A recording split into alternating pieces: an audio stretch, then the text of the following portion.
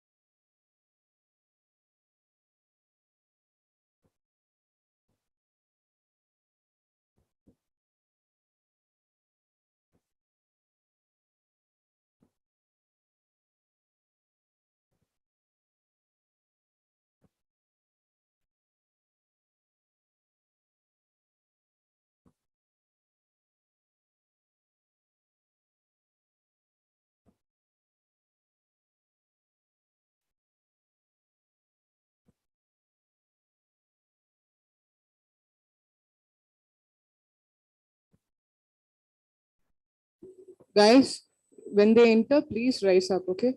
After that, you can sit down.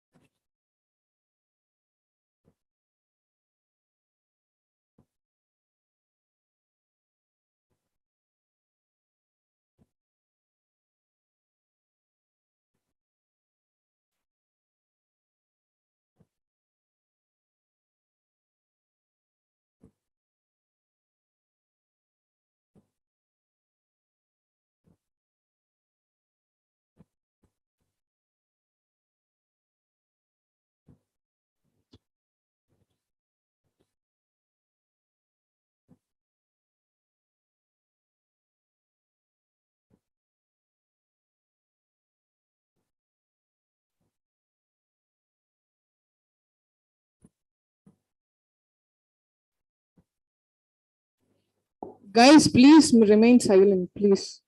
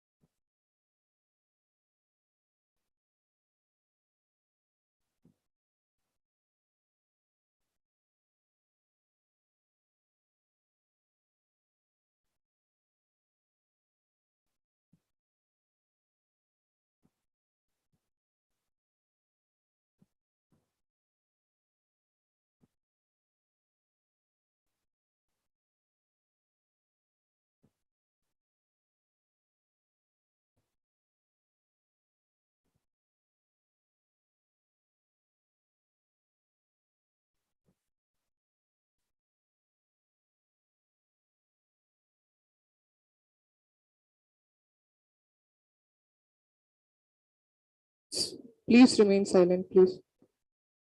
Raise up, please.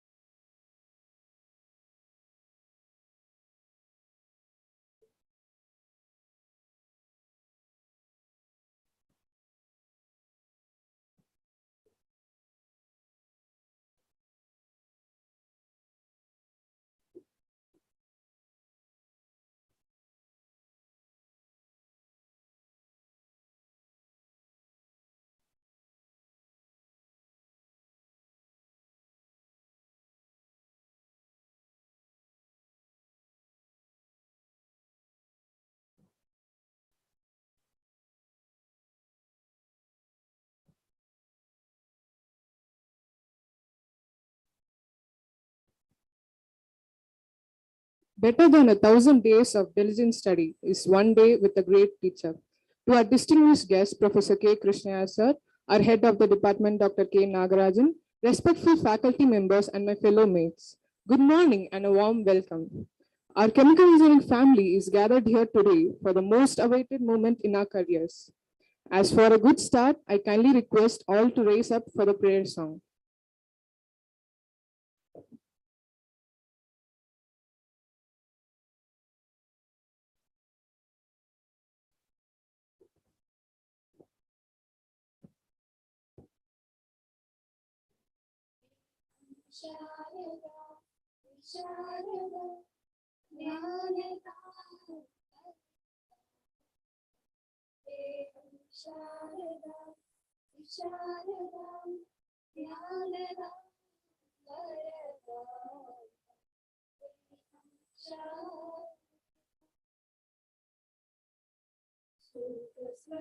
स्वरूपिणी स्वच्छ हृदय निवासिनी स्वच्छ स्वरूपिणी स्वच्छ हृदय निवासिनी स्वप्रकाश रूपिणी स्वप्रकाश रूपिणी स्वप्रकाश रूपिणी Sharda Sharda Dnyanada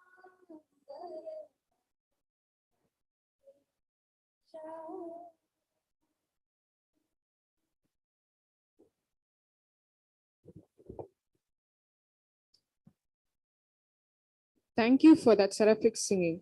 Hereby, I kindly invite Dr. K. Nagarajan, Head of the Department, for the welcome address. Thank you, Maggie. Thank you guys for that nice song. The waiting is over. Today we have here Professor KK with us for the lecture. We were waiting from past 6 years. And I thank you so much for your presence here. And sir is here for his maiden lecture in REC and expecting with many more to come. I welcome you, sir, for this lecture.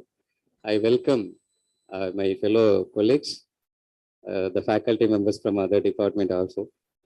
I welcome my young buddy engineers, the present and the past also. So unfortunately, many alumni could not able to join. But with your permission, sir, we want to do it live streaming, or we want to record it so that the guys will be satisfied. And actually, it was, from past 3-4 days, it was a fight between 2020, 2021, 22 batch students. I mean, they could not get this opportunity to see you in the campus and to listen to you. And the answer from my side is actually go and watch CRE 1 and CRE 2, which is available any point of time. But still seeing you in the campus and listening to you is, we we really very honored to be, you to be here in the campus. Without taking much time, I hand it over to Mahi again. Guys, as I told, how many things you want to extract from you, it is in your hands.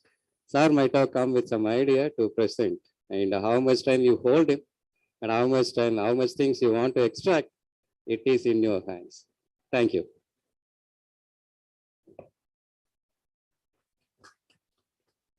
Thank you, sir, for the wondrous words. Now I call upon Deepanjali, final year Chemical Engineering Department, to introduce our chief guest. Respected Professor, HOD, faculty members, and all my dear friends, a very warm good morning.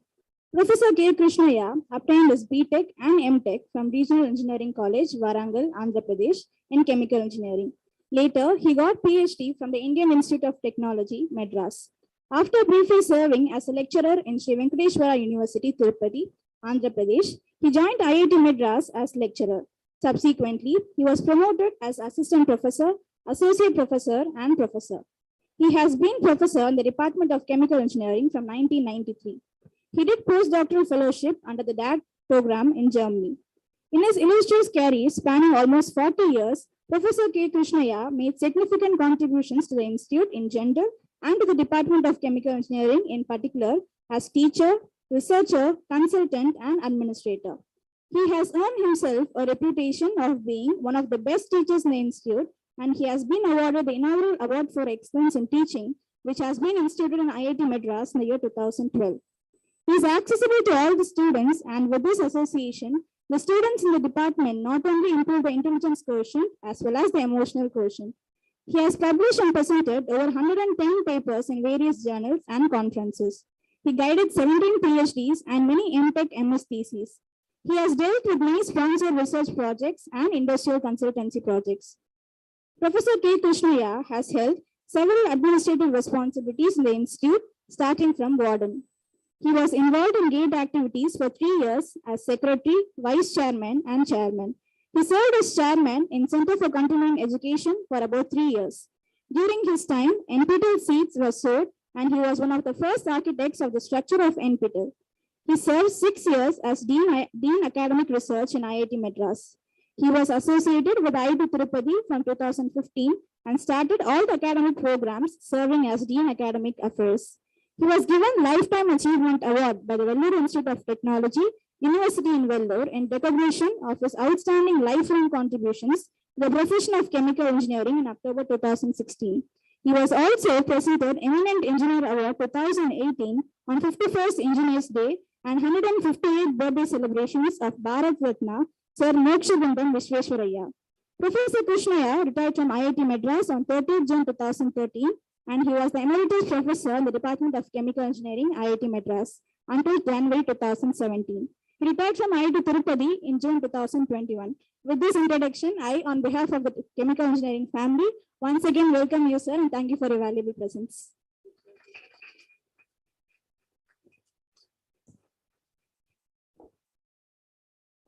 Thank you, Deepa, for the nice introduction.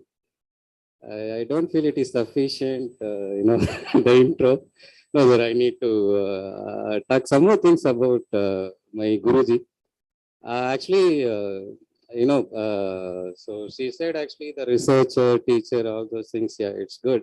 I just share my experience, within 4 or 5 minutes. I will not take much time, and I know your mind wise. It is the lecture from Professor KK or mine. Okay, I think you guys don't mind to talk about some words.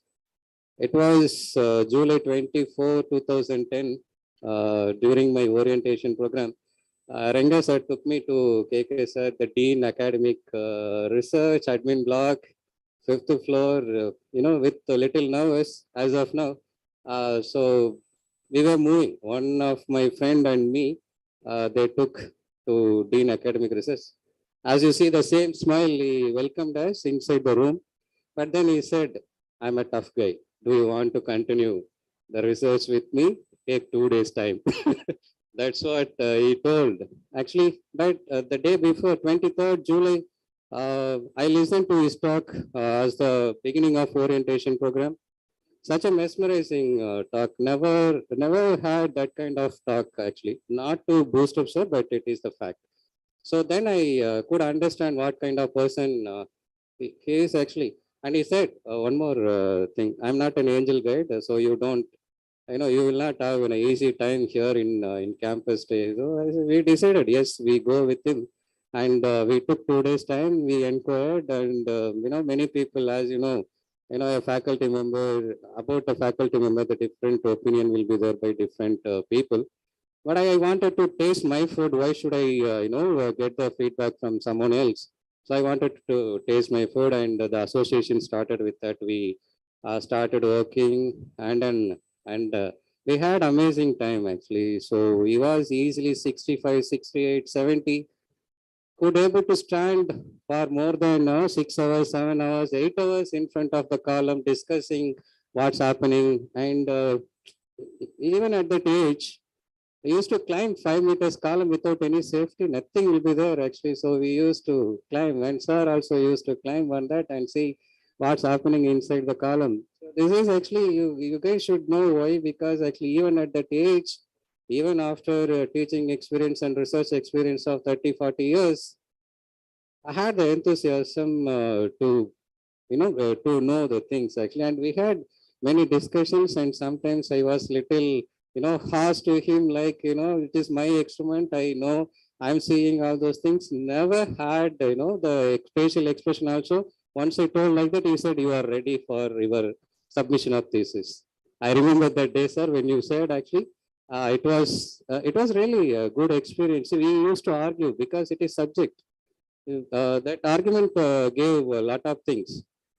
And him as a teacher, we listened. Actually, many mechanical, civil, and the biotech people used to come, and finally they were converted into chemical engineering students. Actually, because that's the way he used to teach in the class. Even after the experience of 35 years of teaching, never went to class without any preparation. At least for about 15 to 30 minutes, he will prepare. Once I asked him why it is needed, CRE, just like that, it comes to you, then still why? Because if I go and stand in the class, if someone is asking the question and if I'm not able to answer, then that's all the interest of the students will go. Then I don't want to make that situation. And generally, it is 1 hour inside the classroom and 1 hour really outside the classroom. The guys will not leave him at all because lot of things used to come outside the hall also. We, the research scholars, waiting for his time, we used to get restless, but still used to maintain the same smile and used to say, wait for some more time, let the clarifications being done, and then, we go, no problem. And as, the busy dean of academic research never came even 1 minute late for the department. That's the commitment, and that's the determination of Professor KK. We used to call him actually the big boss because we had one more small boss. we used to see the car, that 5436 in the outside the department. Then we used to rush.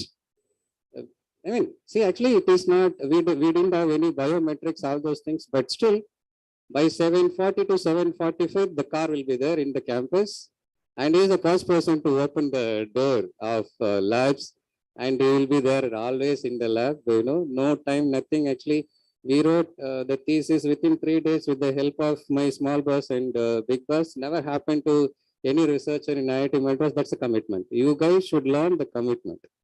And lastly, I just want to share one more, the experience when sir got actually the first time the award which was mentioned by Deepa, actually the best excellence award in the campus. Actually, out of all the faculty members of IIT Madras, sir was the first to receive that award. It is based on the performance, academic performance, and the feedback.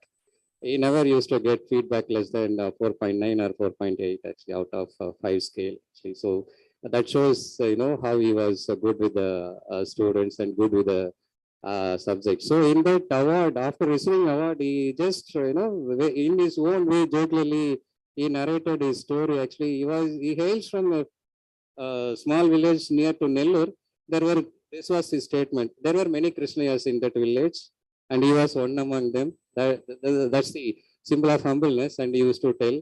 Actually, so he used to play, do all those things, the childhood time. And he could score good marks in SSLC. And there was some person called Mr. Krishna of same name. A master of sir. And he told, hey, you got good marks, go to mathematics group. You can score good. And PUC also he scored. He said, unfortunately, I scored good marks in PUC also. So I was forced to take engineering in REC. REC is actually Regional Engineering College, the current NIT, National Institute of Technology, actually, right? So then he went over there with a scholarship and did good and continued masters also there itself.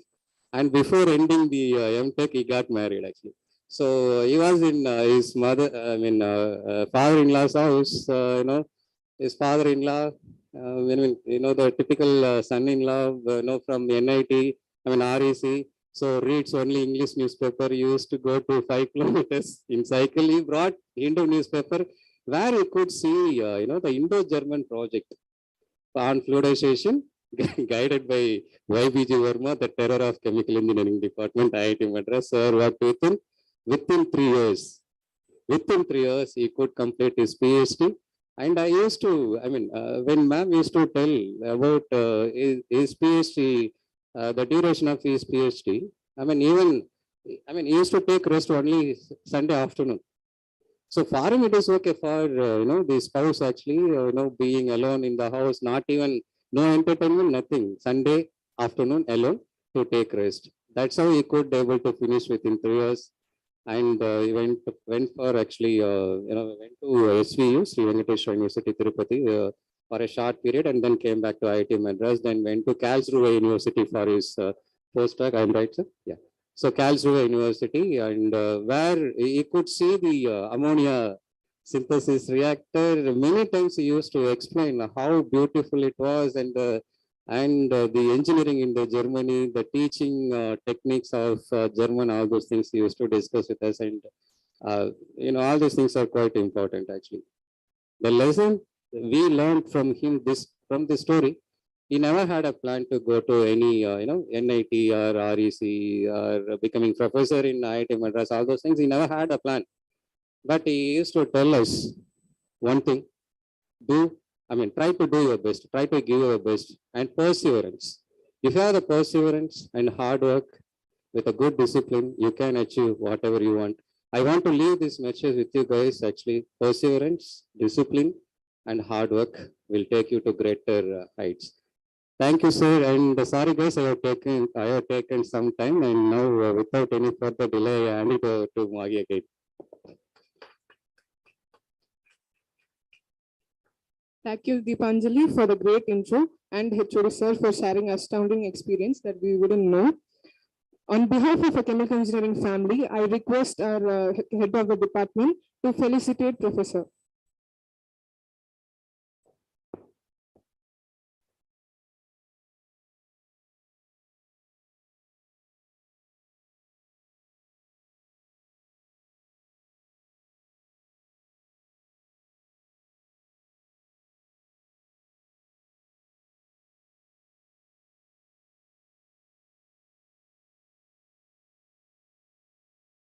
Finally, the moment we have waited for.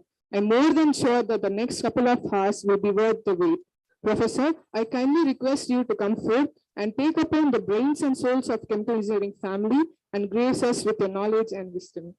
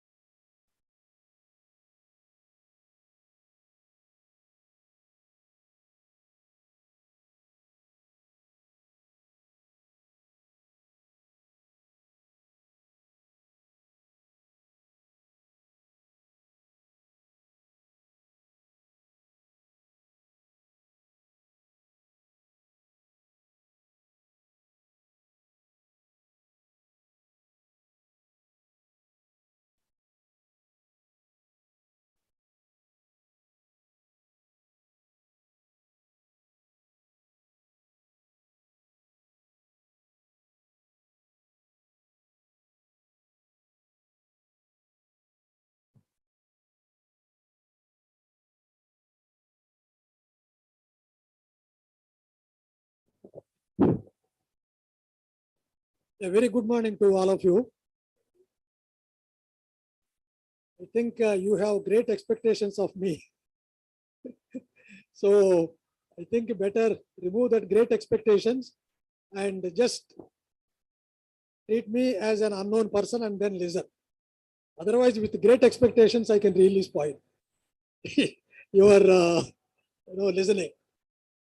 Anyway, thank you. First of all, I think the institute and your HOD and all the faculty members and all of you, I am sorry for making you wait almost, I think, 3-4 years. And earlier batches, he says, I think those batches also waited to see me. I am not yet that great person, but somehow I think that subject, because of people like Professor Nagarajan, Professor Narasimha Reddy, and also there were 2 more, Sri Kumar and one Dr. Mukka, Ravikant Mukka. These are the 4 or 5 people who really pushed me to give that NPTEL lecture. Earlier, I think I was not interested because I was thinking that after reading Levenspiel book, what else I can teach? What else I can talk? That's what my feeling. But I think it was these people, they told, no, sir, your examples Levenspiel could never give. And also, I think, the way you explain, because no one heard 11th Spear, only we saw the book, right? So I think this is a different experience, sir. Please try. I think from 2010 and 11, they tried me 2 years. And I think 2012, I gave that NPTEL lectures. But I think, I don't know, fortunately, unfortunately, it clicked a little bit. And I am feeling many times embarrassing, people like you, I think, waiting for me as if I am a great person. But in fact, I am not. I don't feel that at all. Right? Oh, but anyway, I think coming to the subject, first of all, I think I thank all of you for showing interest and joining chemical engineering. I am very, very happy to be instead of budding chemical engineers who are just now buds, and maybe after 1 year, 2 years, 3 years, you will become a flower. I think that flower should give a lot of smell, I think, which can reach throughout this planet, right? Yeah, in chemical engineering way, right? So it is diffusion again. So how this smell travels by diffusion. Okay, good. So now the topic which I have taken is this one. And because all of you have joined chemical engineering, I don't know with knowing or without knowing what is chemical engineering, I will ask this question: what do chemical engineers do usually? But all these answers you would have got from my NPTEL lectures. So I don't want you to answer, but I will show you this slide. In focusing, got to focus, I think. Yeah. Okay, good. So this answer, to enhance the quality, you can just adjust it. To enhance the quality of life on this planet.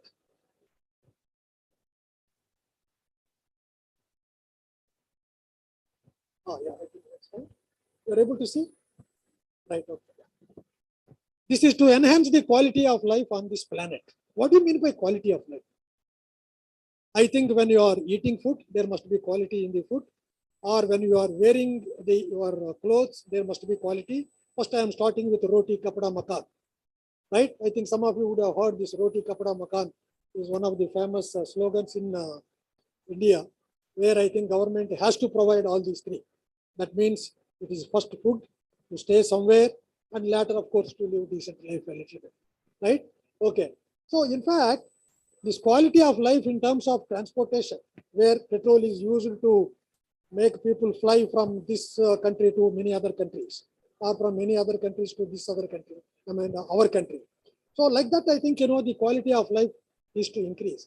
In fact, this is not simply only for chemical engineers. It is, in fact, for every profession. Right? It is not only chemical engineers, all other engineers also will try to increase the quality of life on this planet, right? And also doctors. It's not only engineering profession, medical profession, lawyers, social scientists, normal physics, maths, chemistry scientists. All these people, the only aim is to increase the quality of life, right? So there is nothing special. But as a chemical engineers, how are you going to do this increasing quality of life? And for this, the definition of chemical engineering, which already you know from these lectures, is that simplest definition. Because I don't know, I think one advantage with me was I was never good in English, and I am not good even in English now, right? That is why my words are simple. I think probably simple words would have attracted many people. If I use very confusing words, probably after some time, like Shakespeare language, after some time people would have closed their mind. But because I don't know that kind of English, probably very simple conversation, people would try to understand more easily, right? So the simplest definition of chemical engineering is, which I used to tell, to produce chemicals on very large scale. But if you go to the textbooks and see what is the definition of chemical engineering, unless 10 times you read, you can't understand. So I think, each word is different, and each sentence you have to understand first and connect. By the time you understand second sentence, first sentence would have gone already back, I think, disappeared. So again, overall you have to get. It is my experience. And I think 90% of the human experiences are safe, whether whatever level. So that is why I think, whatever experiences you are going through, earlier previous people also have gone through. It is not only in profession, in everywhere this is true. Right? If you don't like something, you cannot expect others also don't like, but most of the time they may not also like, right? So this is how once you think about yourself, you can also think about others very easily. So that way, I think your life will be comfortable, and you make others' life also a little bit comfortable. That means if someone scolds me, how do I react? So if I scold you also, you will also react like that. But even then, I think, as action in the classroom, and also sometimes we used to tell harsh words, no, you are not concentrating, it is not good. So that kind of things, right? But anyway, even those things also we should not. But because of the profession, we will do that. And when you are producing these chemicals on a very, very large scale, what is the difference? How a chemical engineering process will start? This also, I think I have explained in NPTEL, but some of you would have remembered, some of probably may not remember. So I will very quickly go through that. Any chemical engineering process, that means our job is to produce a particular chemical. Like take, for example, in this season, we have now a lot of dengue fevers throughout the country, dengue fevers. And now if you are able to invent a new medicine which can quickly reduce the dengue fever, or best one is you take in this season an injection or a medicine, a tablet, where you will not get dengue fever at all. That is excellent option. So like that, either chemical engineers or chemists would have done that kind of research, that kind of thinking, and they would have produced. Typically, 90% of the time, it is the chemists who will invent on a very small scale the medicines. It is not only medicines. If there is a new color, new drug, and dyes, and new plastics, new rubbers. So various things, when you have new materials, various things will start from chemistry labs. If it is biochemicals, they start from biochemical labs. Biochemical engineering also is one of the greatest fields now. That is your future, in fact. We don't have that much future, but that will be your future. So this scientist will produce a small chemical, and you have also done this one, right? Your chemistry laboratory. And what is the greatest reactor you have used there? Test tube, right? Yeah, that is the biggest reactor, I think, for chemists. It may be 100 ml or 50 ml, or no one uses 1 liter test tube, right? So 500 ml or so.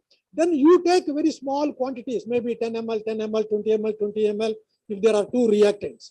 And what is your greatest heat transfer mechanism there? Bunsen burner. You go to Bunsen burner and then shake that. Why do you shake it? That is the biggest mixing to agitate. Why should we agitate? So that you are providing uniform opportunity for each and every molecule in that reactants. Very good. I thank you very much. I think you are very active. Right. Very good. I think, thank you, Nagarajan. I think this kind of interaction I never had. Recently, 3 weeks back, I went to some other college, but I think they are in their own world and I was in my own world. Right. Talking. Good. Thank you very much. Yeah. Good.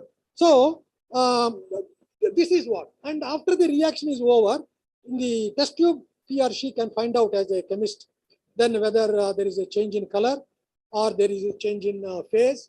And then he thinks that, okay, or she thinks that, he or she, I think scientists. So then she or she will see that and then say that, now I have the product. Test the product and also test on people or animals and all that. And once it is confirmed that, yes, it is really, you will not get dengue fever at all if you take a tablet. Right? Yeah. So that is the conclusion. Now, great chemical engineers will come into picture because you have to produce that on very large quantities. Right? So now, the moment you start on large quantities, what is large quantity? How do you decide? Then you have to do the survey throughout India. How many people may get this dengue fever? How many tablets we have to make? And how many tablets per person we have to give? Like that, you can calculate. I am talking nothing about. I am talking nothing but only stoichiometric equation and your first course. You call process calculations, huh? Yeah. Some people call material and energy balances and all that. So process calculations, that is what you have to use and then find out what is the total amount of material, this dengue medicine, what you have to produce, right? Yes. Now you have to produce probably 100 tons per day, or maybe 1,000 tons per day, depending on the number of patients. But who will give that number of probable patients? It is again survey from medical doctors, and you can appoint an MBA person and then ask him or ask her to go and then check, get the statistics. Based on that, you decide the total capacity of your chemical plant. Now, you look now at the reaction, what he or she conducted in the chemistry lab. And then go and ask them that what are the reactants, right? So there may be 2 reactants. And you know how to calculate from these 2 reactants, what is amount you have to produce, let us say 10,000 tons per day. To produce 10,000 tons per day, from stoichiometry, you can calculate how many tons of raw materials you have to use. Taking into account the conversion also. Because with 100% conversion, I don't know, at least those who have gone through NPTEL lectures or gone through your CRE courses, right? You know, as the conversion is increasing, the volume of reactor is becoming larger and larger. From 90% conversion to 99% conversion, if you go, the reactor volume may increase sometimes even 100 times, right? 1 liter becomes 100 liters, 100 liters becomes maybe 10,000 liters when you go to 0.99 conversion. That is why there is what is called an economic conversion. Economically, how do you design the reactor? So you cannot have, I think, the size of your entire campus. I think it is 200 acre size reactor, right? So I think around this, once or twice, if you go, your day will be over, right? So just walk around. You cannot go and live, see what is happening in the reactor also. That is why practical reactors are only in engineers' minds, which are dictated by economics. That is very important, economics. Right? Finally, you have to make profit when you are making this particular medicine or any chemical. So that is how you will now first calculate what are the total amount of reactants you have to take. Those who have completed a CRE course, you know that the design expression, particularly when you go to continuous reactors, V by Fa naught equal to, tau also tau by Ca naught equal to, you have integral dxa by minus Ra. If it is plug flow reactor, mixed flow reactor, simple, V by Fa naught equal to Xa by Ra. This Ra is in the denominator. Okay. So when I have to be very careful with this Ra, right? When I have in the denominator, when Ra is becoming smaller and smaller, the left hand side V by Fa naught becomes bigger and bigger. But Fa naught, luckily I know that is the first parameter which you calculated. What is the plant capacity, right? That is Fa naught. How many moles you are sending per unit time. So that is the one. So that parameter, you know, you have to find out only the other 3 parameters in that reactor design expression. So now thermodynamics, I don't know whether you really like thermodynamics or not. None of us like, but only now I started liking, right? I think last 10 years or 15 years, maximum 20 years, I started liking. In fact, God means, I think thermodynamics is God. The reason is that if thermodynamics says that this is not feasible, that's all, you cannot do anything, right? Yeah. But I think nowadays we call what is called a process intensification in chemical engineering. It is one of the very good fields. Even now one can do that. That means from the same reaction, how do I get more and more? By doing something or other. You can cheat thermodynamics and then that God, you are cheating God, and then you can increase the rate of reaction in the forward direction. If it is an equilibrium reaction, remove the products as soon as they are formed. So there is no backward reaction because products are not reacting to give you, to become reactants. Products are not reacting to become reactants. So that means it is only one direction. That means you are cheating God. But God is not, I think, all the time cannot be cheated. Only few times, yes. Where I think a human intelligence is slightly better than God's intelligence under those conditions. Why I am telling is, from thermodynamics, we don't respect that subject. But if you really like that subject, all other subjects will be automatically very simplified. I can tell you that, right? Yeah, thermodynamics, you have the stoichiometric equation.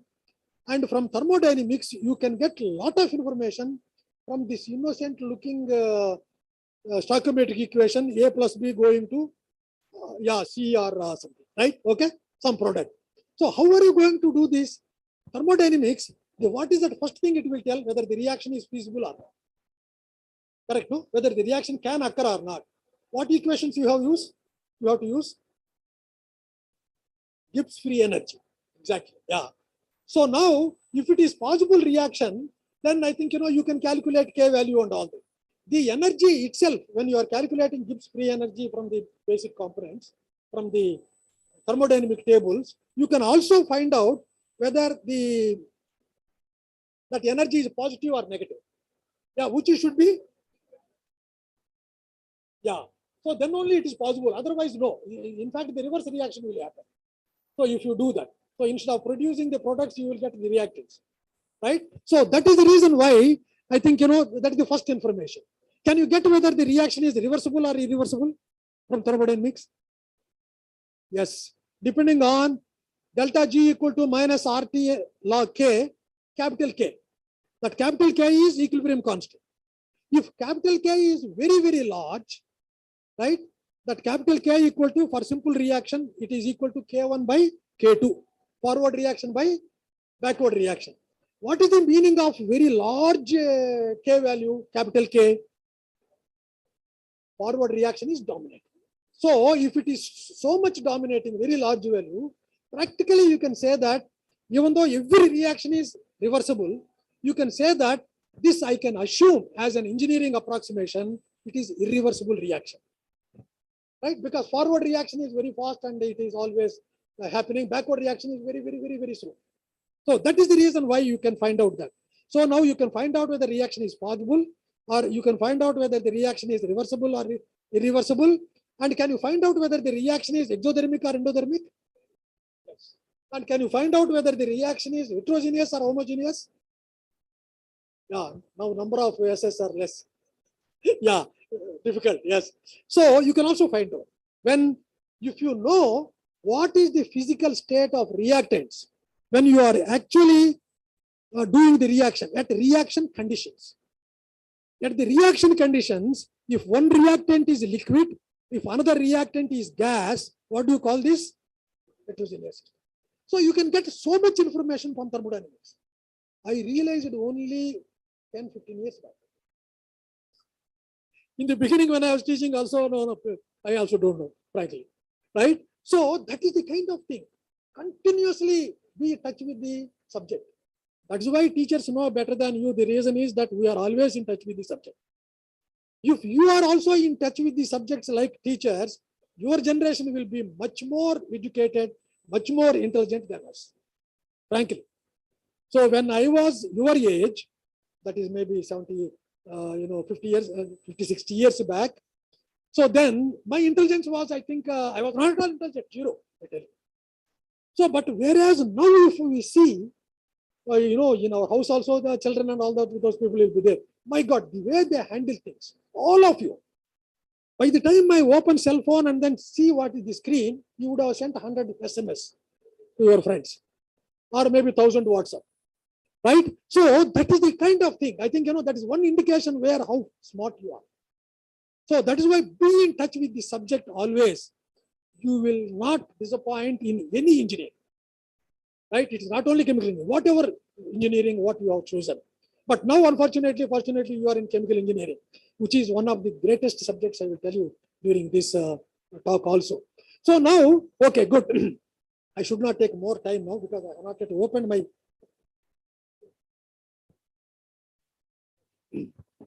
Yeah.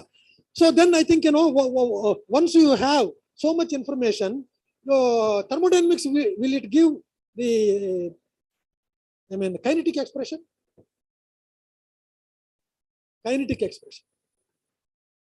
Thermodynamics talk always about equilibrium. Rates, it won't talk. Rate is depending on time. Equilibrium is no time there, because the system already reached equilibrium. There is nothing transferred from one side to other side. That is why you cannot say so much as transferred per unit time. per second or per minute like that. So that is the reason why it won't give you. Then you have to go for kinetic theory of gases, where you can find out what is the rate of reaction.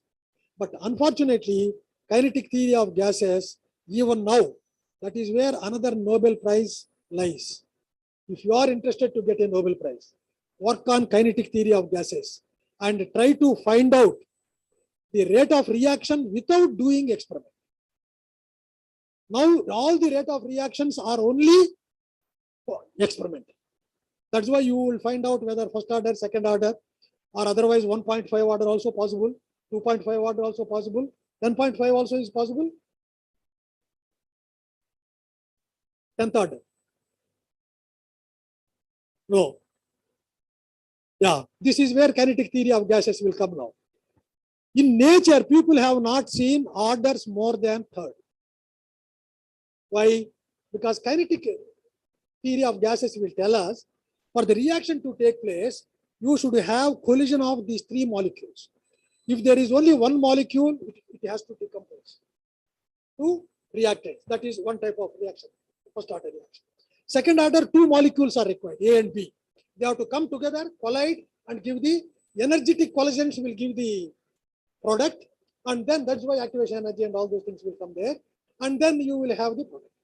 And third order, three molecules have come to come together. When compared to first order and second order, third order, three molecules coming and colliding and giving products, the probability will fall to 10% or 50%. That is the reason why in nature we don't see.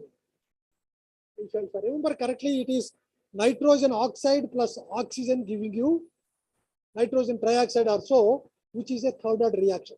This is one interview question also. You can remember that. Some people may ask, okay, give me one or two examples of third order reaction, right? So that is why beyond third order, we can't see. It is impossible for molecules to come together, collide, and give you the products. That is why don't tell that anywhere. I think, 100th order means, yes, sir, I have seen 100th order. Okay, it is impossible for the reaction to take place. But kinetic theory of gases, when you understand, then definitely you can follow. Kinetic theory not only for reactions, there are many things, I think, how the energy is distributed. And of course, there are possible conditions for reaction, how the reactions are happening. All these things you can learn there. Good. So now, rate of reaction you will have. Then I will very quickly go through. And you know how to choose the reactor, because why I'm telling all this is the first equipment that comes in a process flow chart is only reactor. That is the first one. But that is taught only in 5th semester, 6th semester, 7th semester. But you start with process calculations, thermodynamics, fluid mechanics, and all that. Why? Because in reactor design, all these things will come. Stoichiometry you have seen, thermodynamics you have seen. When you want to pump your reactants to the reactor, which is at a higher level or which may be at a distance from the storage tank, right? So then naturally you need fluid, right? Yeah. Then if it is heterogeneous system, you need again even the mass transfer coming into picture. If it is exothermic or endothermic, you need the heat transfer. You see process calculation, thermodynamics, heat transfer, mass transfer, chemical reaction engineering, all these subjects. It is beautifully formulated in chemical engineering, the sequence, how beautifully it is formulated, so that at the end, the most important equipment is design, reactor. But when we are discussing the first reactor, the first equipment that comes is the reactor, right? Okay. So this is how a process starts, right? Yeah. So now how I think, you have to, then why do you need a distillation column or an absorption column or an extraction column or a heat exchanger? Because most of the reactions are occurring either at high temperatures or low temperatures. Sometimes they are exothermic, sometimes they are endothermic. You have to either remove heat or add heat, right? So that is the reason why you need heat transfer. You can use heat exchangers. You can put them before the reactor or after the reactor, or you can put inside the reactors. But I think depending on the process, depending on the convenience, depending on the economics will come everywhere, right? So now you can decide where to put. That's why before there is a heat exchanger, later there may be a heat exchanger, and the product which is coming from the reactor is a liquid, for example, and you know definitely that 100% conversion is not possible. So then you have to settle down economically that okay, 90% if I do that is okay. Then I will use my distillation column to separate the 10% reactants from 90% products, right? Then you need distillation column. Again, thermodynamics will tell which operation. Okay, when do you choose distillation? When the boiling points are sufficiently large, right? The difference is more. So then it is very easy for me to distill and take out one of the things without almost with 100% purity. But if it is very close, no, whatever tall columns you go, I think it is very difficult. So then what you have to do, I have to use some other solvent, as extraction. Yeah, some other solvent, and then take one of this product or reactant into that, and then separate it out. Again, you have to go for distillation, right?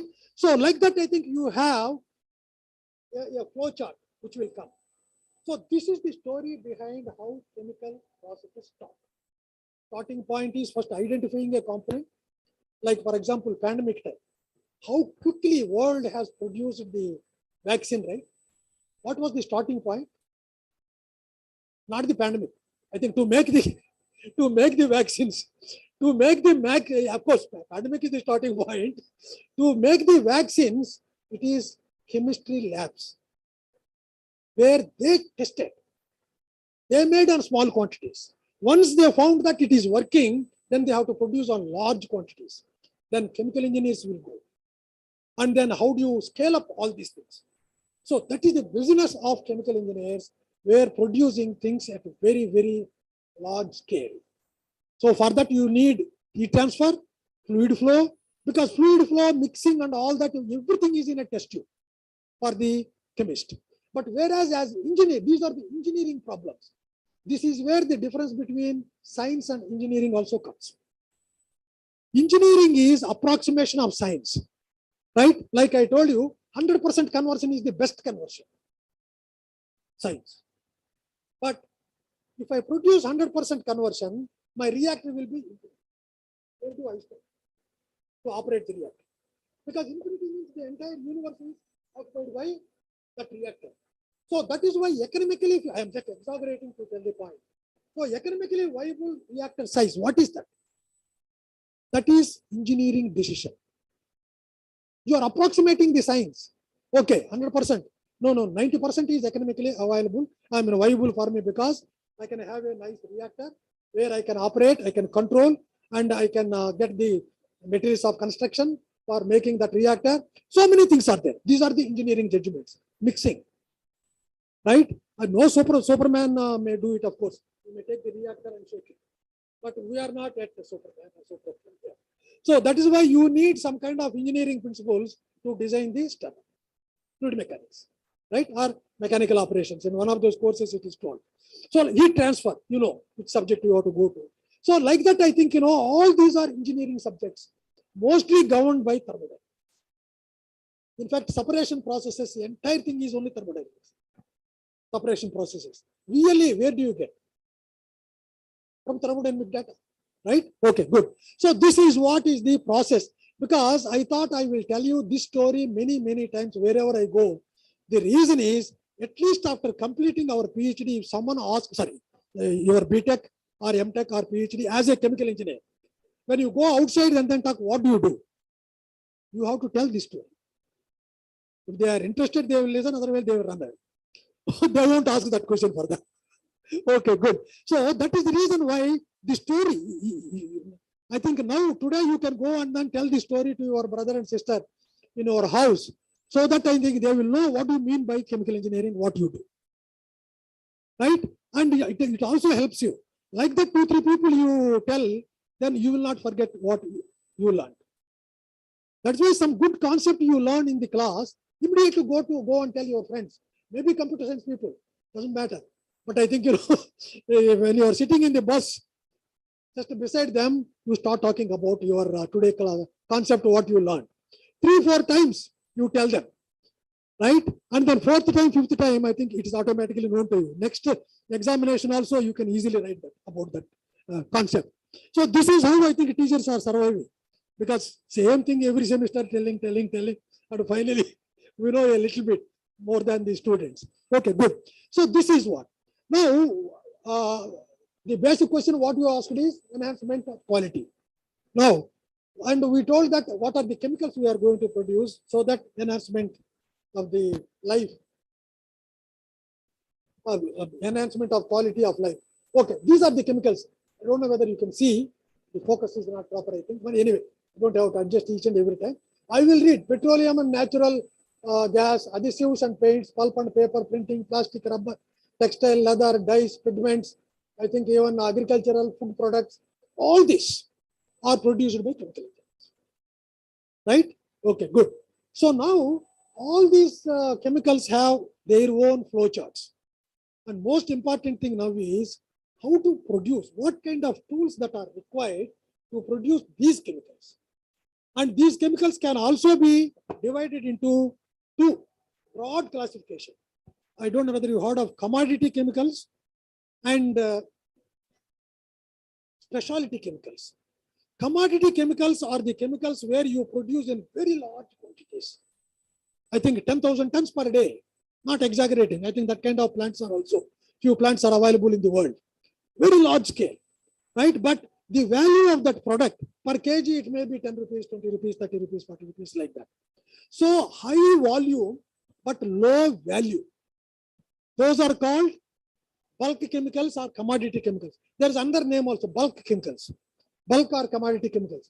Specialty chemicals are like our, perfumes sometimes.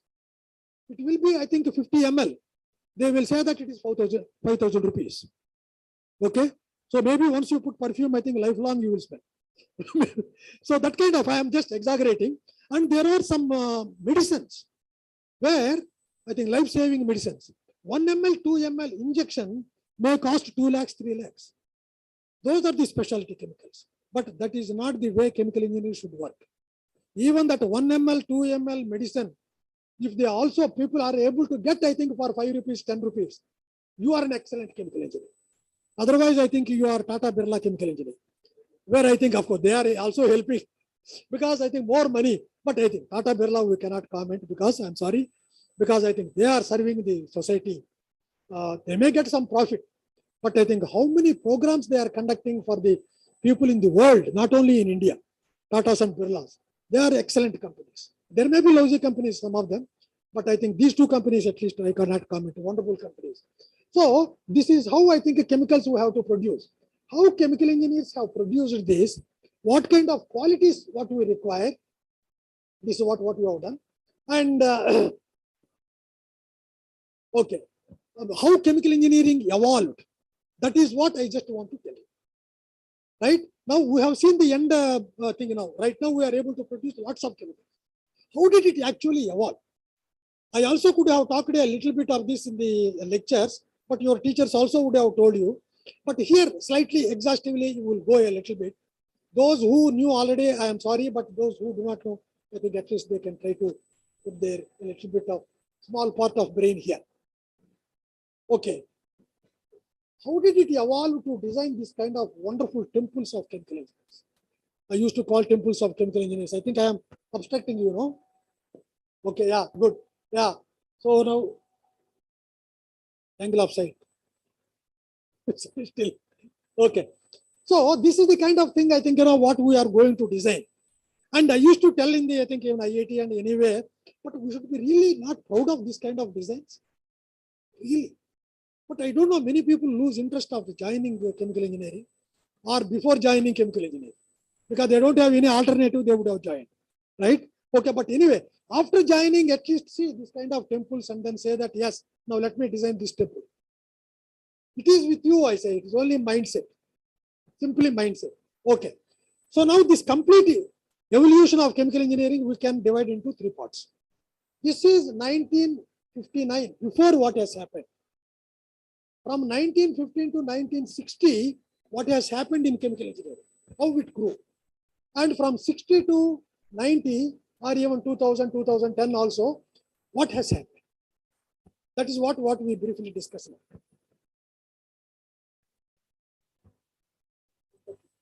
9:45 we started, I think. Right? Okay, good. Yeah. Then I think, this lag, the first one is called lag phase. That means very slowly it started. And the second phase is called accelerated growth, very quickly. But the third one is exponential growth. Acceleration is different, exponential is different, right? Yeah. So, and beyond that, what is that? Some people started telling that chemical engineering is dead. There is nothing in chemical engineering. I used to tell that your brain is dead. That's why you are telling that.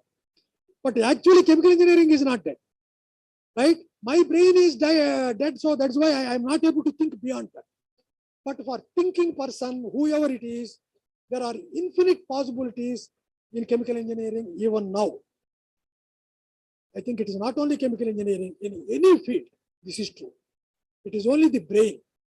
And I feel that the best thing on this planet that would have happened, the most wonderful thing that has occurred is the development of human brain, which can do many things, either good or bad. If it is used for good purposes, excellent. You will become Gautam Buddha. So, okay, Gautam Buddha is done one of the greatest things, right? He asked only one question. What was that question? Why people suffer? Correct, no? He was, I think, as a young person and as a youth, he did not come out of his palace. And then I think, he was thinking that everything is like palace only, the entire world. So when he came out one day, he saw very old people walking. He saw many people suffering from diseases. He saw many people without clothes, with minimum clothes on the body. And then he thought that, what is this? I was thinking that everything is like my palace. Then I think he lost his mind, in fact, because good people lose their mind.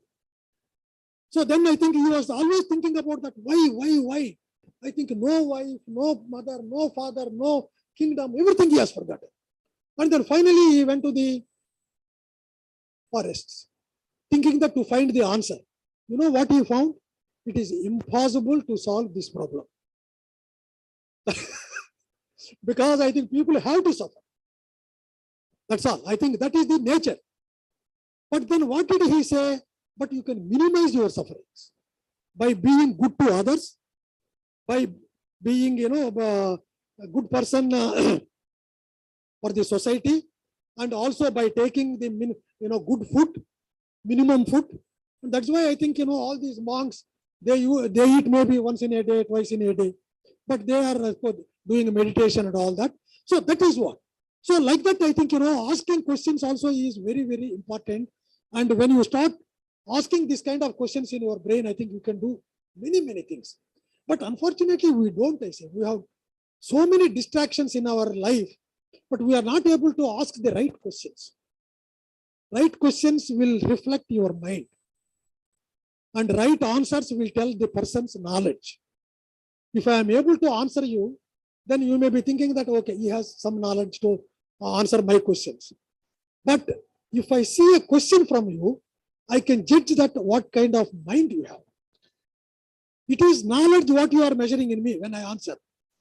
It is your brain which I am thinking about when you ask me the question. That is why I think in the class, all of you should ask the questions. Really. Because through your questions, we faculty members will get enhanced. Because we have to answer at least next class. Okay. So then I think I learned the subject because I am trying to answer. I have to see some books or papers or anything. And like that, you are making more intelligent your teachers by asking questions. I am not asking Rajalakshmi College. I am asking throughout the world. The students should ask the questions. Right? Okay, good. So now this lag phase 1959, first we will discuss. Okay. There was no chemical engineering at the time before 1915. In fact, 1980s and all that, a chemical engineer is defined as chemist plus mechanical engineer. Because mechanical engineers a little bit of engineering and chemist knows, of course, is chemistry. That is what chemical engineers are doing. We have to understand chemical engineering, chemistry, and then scale up that to large scale productions. That's all, right? Yeah. So this is what mechanical engineer plus industrial chemical engineer is the chemical engineer. and focus on individual technologies. At that time, roti kapda makan also was there at that time in 1800s. Even now, I think many countries are talking about roti kapda makan. That means in human growth, human facilities, nothing improved. But percentages improved. Earlier, I think in 1800s, maybe 70-80% may not have a house or food or clothes, sufficient clothes. But whereas now it may be 30-40%, and then the remaining 60% or 70% you may have better food and all the other facilities. Percentage is only a little bit changed. So at that time, people were trying to produce clothes, food. Food means fertilizers. They have to use, because normal natural fertilizers were not helping that much. And they used to have sulfuric acid plant and also some chlorine for bleaching and all that, some sodium bicarbonate and soda ash or something they call it, soda ash plants, and this kind of small plants, because number of people also were less in the world at that time, 1800, right? So then what happened was, people were thinking whatever is happening in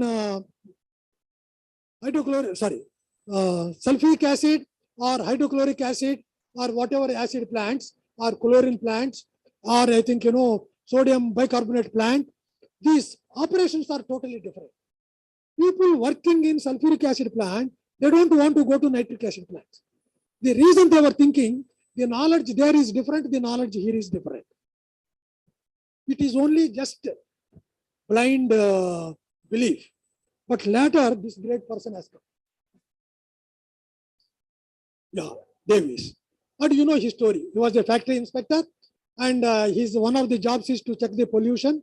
He went to each and every industry, and then he found that in every industry there is fluid flow.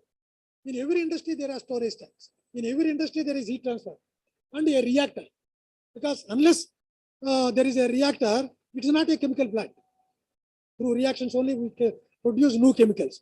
So then he found that there are many operations of filtration at the end to produce the powdered material as a chemical. Then I think filtration you have to use, crystallization you have to use, distillation you have to use. All these things he observed. He had an excellent brain in observing. You see, his brain could bring all that and group together.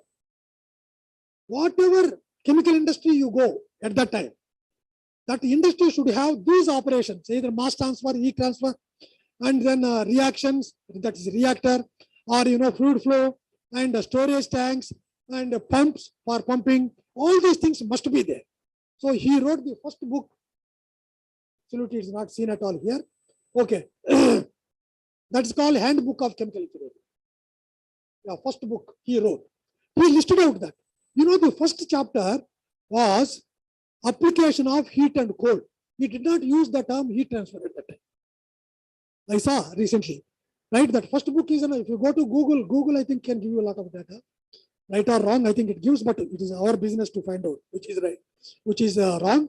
So there, the first chapter is application of heat and cold. That means heat transfer. How do you remove heat? How do you add heat? Or how do you generate heat and all that? Okay. Then of course, filtration, distillation, absorption and gas compression. Because those are the things he could. At that time, America is always smart. Okay. So this person came into picture. I don't know whether you heard of him. His name is Arthur D. Little. He was a chemist and he had his own chemical factory. Right? So his own chemical factory, but I think, even in your institute or many institutes, when you are making your syllabus, your curriculum, what you are going to read, we will have what is called BOS, Board of Studies. You have, no? Yeah, Board of Studies. And the Board of Studies, there will be from 5-6 members. And at least 2 or 3 people, or maybe at least 1 or 2 people nowadays must be from the industry. You have Nagarajan? From industry. So he came to MIT. MIT, at that time, MIT I don't have to explain. Madras also we have another MIT. Right? Okay. Huh? That Massachusetts. Yeah. Earlier, at that time, 1800s. So they wanted to start, I think in 1915, this chemical engineering department. So he also observed that chemical industries, the unit operations, many operations are same. He called them unit operations. This is a wonderful name. The first unification of chemical engineering happened because of him. But you know, Davis, even though he is the father of chemical engineering, unfortunately, you could not get the correct term. Right? Yeah. Now you have to appreciate this computer science guys. Every day they will have some new term for their programs. Okay? C++++. Okay? I think they may go to anything. I think it is maximum. This kind of words are only in computer science department. And I think after 10 years, they don't remember 10 years back what has happened. Okay. But whereas I think even 100 years back, we remember what has exactly happened in the chemical industry. So this Arthur D. Little found this unit operations. It seems he told in that meeting that this BOS meeting, we can teach chemical engineering in terms of unit operations. Wonderful session. He was chemist from industry. We think that only people in academic institutions are great. No, at that time, and even now there are many industries where there are excellent chemical engineers. Not only chemical engineers, all other engineers. But they are able to do wonderful things in the industry, their own industry. So now that he coined the word. All of you are using, I think, Maccabee Smith, right? What is the title of the book? Unit Operations of Chemical Engineering. Like that, many books have come with that name, Unit Operations. But now the problem is, these are the various books. The problem is, there is a flaw in this. You cannot teach entire chemical engineering only using unit operations. Why? Because all of them are physical processes. But what is a chemical process? There must be a chemical reaction. Where are the reactions when you are talking about distillation, fluid flow, heat transfer, mass transfer? In mass transfer again you have distillation, absorption, extraction, leaching and all that. There is no reaction at all there. So that is the reason why people started thinking, okay, Arthur D. Little told about unit operations. Can we also have a similar name for reactions? And you, how many chemical technology courses you have? Only one. Okay. So earlier we used to have two. One is inorganic chemical technology, other one is organic. There is a beautiful book by Groggins, Organic Synthesis. That the book name is Unit Processes in Organic Synthesis also. So later he copied that name. I think people suggested that let us call that one as unit processes. So in this unit processes, what you will have is alkylation reactions, all alkylation reactions, all nitration reactions, right? All esterification reactions, saponification, you heard of them? Saponification, esterification. I think it is not one reaction, esterification. There are many reactions in esterification class. I think I will show you that. Yeah, this is unit operations where distillation, distillation, filtration, crushing, grinding, and all that are there. And whereas in unit processes, you have alkylation, esterification, nitration, sulfuration. So like that, when you take that book, I think at least you will chlorination. All these groups are there, but it was a failure. No one liked that. Right? Because we could not group the chemical reactions. But the best chemical reaction groups came when we were talking about heterogeneous reactions or homogeneous reactions. Okay? That happened. Okay. But now you see how it developed. In the beginning, each industry was different. And then unit operations came. And then they brought all industries together, saying that any chemical industry you take, unit operations are same. You may not have every operation, but you have some of those operations depending on the process. So that is what is the thing. And now we try to put together all chemical reactions because chemical engineering only deals with production of new chemicals through chemical reactions. So now unit processes have been suggested. That means that is another unification. Whether you are successful or not, you heard of HTU, NTU and all that, right? Yeah, that is for the height of transfer unit, right? A number of transfer units and all that. Okay, similar concept was also tried for reactors. Okay, height of reactor unit, HRU. But it was not successful, right? So that is why people now started thinking what to do. At that time, what happened was, you see now, here already some unification has happened. Okay. So at that time, chemical reaction engineering name was proposed. I don't know whether NPTEL lectures I have told this name. I would have told that name. His name was Vlugter. We call him Vlugter. He is from Netherlands, Amsterdam. And that V they call F normally. In many European countries, in Russia, they have Karpov. V is the spelling at the end, but F sound comes. In Europe, there are many countries where V is used as F. Okay, so this he is called Vlugter. He was working in that Shell company. They wanted to conduct a seminar on chemical reactions. He beautifully named that seminar name as Chemical Reaction Engineering Seminar. In the name itself, there is a wonderful meaning. And the person, smartest person who cashed that name? Levenspiel. Very good. Yeah.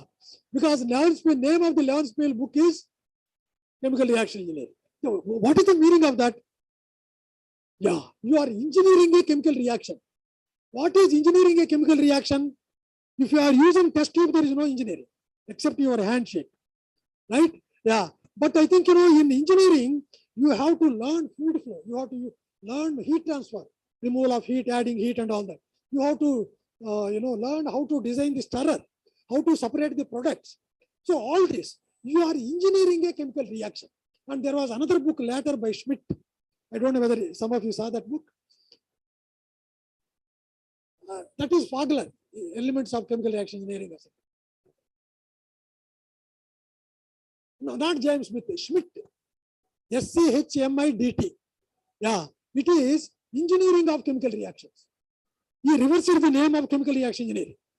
It is a chemical reaction engineering book. Yeah, what you said is right. There is a Smith book, which is a competitor at that time for Levenspiel book. I think there is another book called Chemical Engineering, Chemical Process Principles. There are 3 books. The first one was, I think, process calculations. The second one was thermodynamics and kinetics. The third one was, I think, something else. I think some other book, right? Yeah. The thermodynamics also was given, I think, in the second volume or so. That those books are not seen now. But it is also a wonderful book based on only chemical industry. So that is the kind of one. So now this Vlugter is suggested this way. With this unification of unit processes completely destroyed. Because here comes the classification of reactions like heterogeneous, homogeneous. This seminar in 1959, 1957, that book is there in IIT Madras library. That original seminar papers and all that were given. Wonderful papers are there. I used to keep that book with me for a long time because of how people thought that. And Nagarajan, I don't know whether you have seen that book. No. Yeah. But there is wonderful discussion about, when I talked something, my topic given in that seminar, and there will be discussions. I have to answer. And anyone also can answer. It need not be me. So the discussion also is given for some papers, which is a treasure of knowledge for chemical engineers. So I think it must be there somewhere in that IIT Madras library. So now that is one. So now you have, what do we have?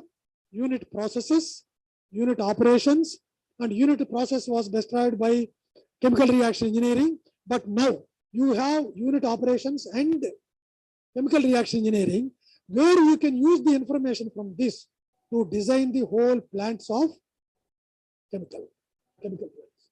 Okay, this is the information. This went on well till 1960s. And unfortunately, even though we are able to design the plants, it is really unfortunate. Why? Because we never thought about what is the theory behind this. Because all chemical reactions occur at molecular level. We never worried about molecules. What is that we have done? Your CRE lab, which I have seen while just coming here. So go there and find kinetics. How the molecules are coming together to produce that kinetics, I don't know. But I can tell you the rate of reaction. That is what is empiricism. Empirical. You are not getting the fundamental principles. You are not looking at the fundamental phenomena, because I think you seem to be very interested in the, this kind of things. That's why I'm trying to tell you this, right? So now that is much more important. We have science-based engineering now. When we were studying, no, it is empiricism. Forget about theory, but somehow design your distillation column.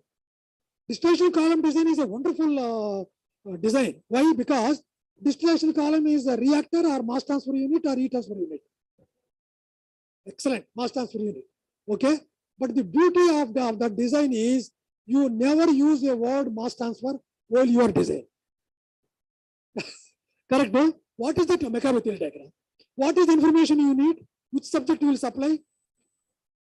Material balance, thermodynamics. That's all what you need. Thermodynamics will give you the equilibrium real data, and your material balance will give you operating lines. That's all what you need. I really appreciated when I started in BTech. I never appreciated because I also don't know. Okay, frankly. So there at that time, when I joined and started teaching, then I really appreciated. My God, what a wonderful design! You are able to design a mass transfer equipment without knowing what is mass transfer. You don't even need to know what is mass transfer coefficient. But if you go to packed bed design, packed bed distillation columns, then you need mass transfer coefficients. Okay, so that is the kind of wonderful thing. So that is why this went on till 1960s, because many people are interested only in the design and then operation, but no basic understanding of why this design. Can I improve this design? And that is why you would have designed your heat exchangers. So what is the law you have used to find out the heat transfer coefficients? Heat transfer coefficient. The question correctly I have asked. Heat exchanger design when you are doing, they are correct. Dittus-Boelter equation. It is a correlation. What are the numbers you have there in that correlation?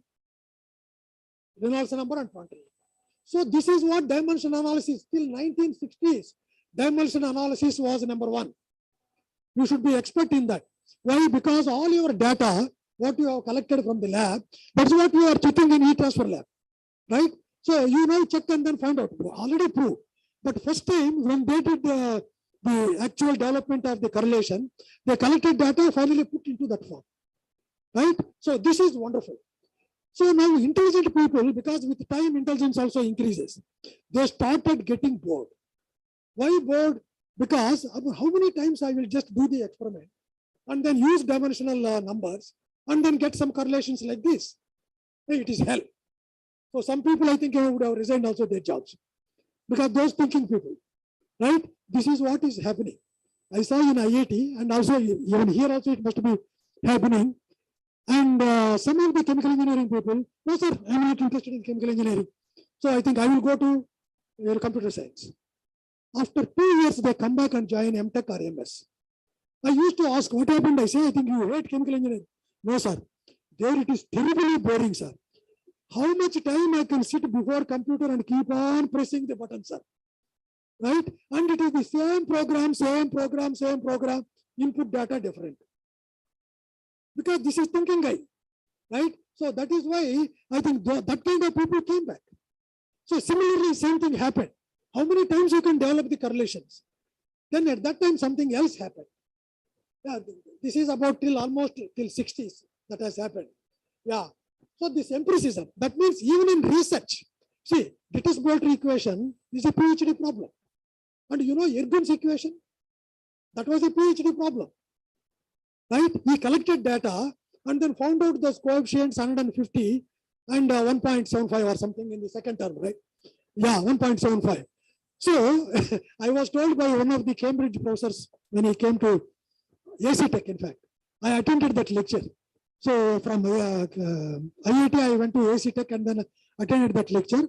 After talk was over, we were just talking. So at the time he told that, I was praising Ergun, saying that I think, Ergun has a wonderful, very simply, he developed that equation, sir. Then he told, that there is a story behind that. And it seems Ergun was failed in his PhD Viva examination. Because the examiner came and then saw this equation, it is purely empirical equation. Can you explain why 150 theoretically? And why 1.75? Ergun said, I can't. Right? So then he said that you failed. And later, I think, that was the story he was telling. It seems it actually happened, he was telling. I don't know how far it is true. So then, like that, I think people would have got bored. But now you see, that is the model, the equation, even now we use to design. There are many modifications for Ergun's equation, right? But even then, we use that. That is what is the beauty in empiricism. Even now, when you do heat exchanger, it is same thing, Dittus-Bolt equation only. No theory behind that. But theory makes comfortable. You will be comfortable when you are using Dittus-Bolt equation. Yes, there is connection between Dittus-Bolt equation and then actual theory. That will come in the next one, how it came. Okay, I think before that, I think, this is what we have. Yeah. Good. This is what we have discussed till now. Empirical approach and unit operations, that kind of thing went on very well. And now, at that time, it was till 60, I told. In anyone is interested in World War here? World War I, World War II? Yeah, history. No one is interested. Because it can't give you any job. Okay. But anyway, if you are a good historian, actually you will be seen much more times on the TV than movie actors. Yeah, because really history, social studies, all these things, those are the people who come in the discussions. Not the chemical engineers, they never call. Okay. Anyway, what did I ask you? World War, yeah. So Second World War was from 1939 to 1945. Because you were not there, your parents also were not there. So that's why you may not have in that genes. But I think our generation, we knew Second World War and all that. Of course, I was not there during Second World War. After Second World War, another 3 years later, I was born. Okay, till 1945. Wonderful thing happened. War is bad, but war is very good for the development of technology. During war only, you will have, I think, wonderful ideas to destroy people. But to help people, you will never have good ideas. Okay, this is, I am just exaggerating. Okay, so that is why what happened was at that time, Germany and Japan one side, Italy also was their same side, but afterwards they were destroyed much earlier. So Japan, to stop the World War, America put a bomb on that at August 8th or so. Even now, I think every year we remember that. It was a nuclear bomb. And this nuclear bomb, I think, destroyed many things, total destruction. Okay. Even now, I think some of the families are suffering. So that is why you have that kind of bad things with nuclear. That's why we are afraid now what is going to happen in nuclear war. Okay. I think one crack is enough. I think I'm not saying who is crack. Any one of me suddenly can become a crack because mind is like that. Suddenly, I think, you get sudden thing in the brain and you will become a crack. And you can destroy the world. That's why people are wanting to control nuclear arms, because one crazy mind is enough to destroy the entire planet. And how old is the planet? 5 billion years. Right? In 1 second, you can destroy that, depending on the power of the atomic, that nuclear power. So at that time, what happened was, to make the bomb, they wanted a team. What is the team was?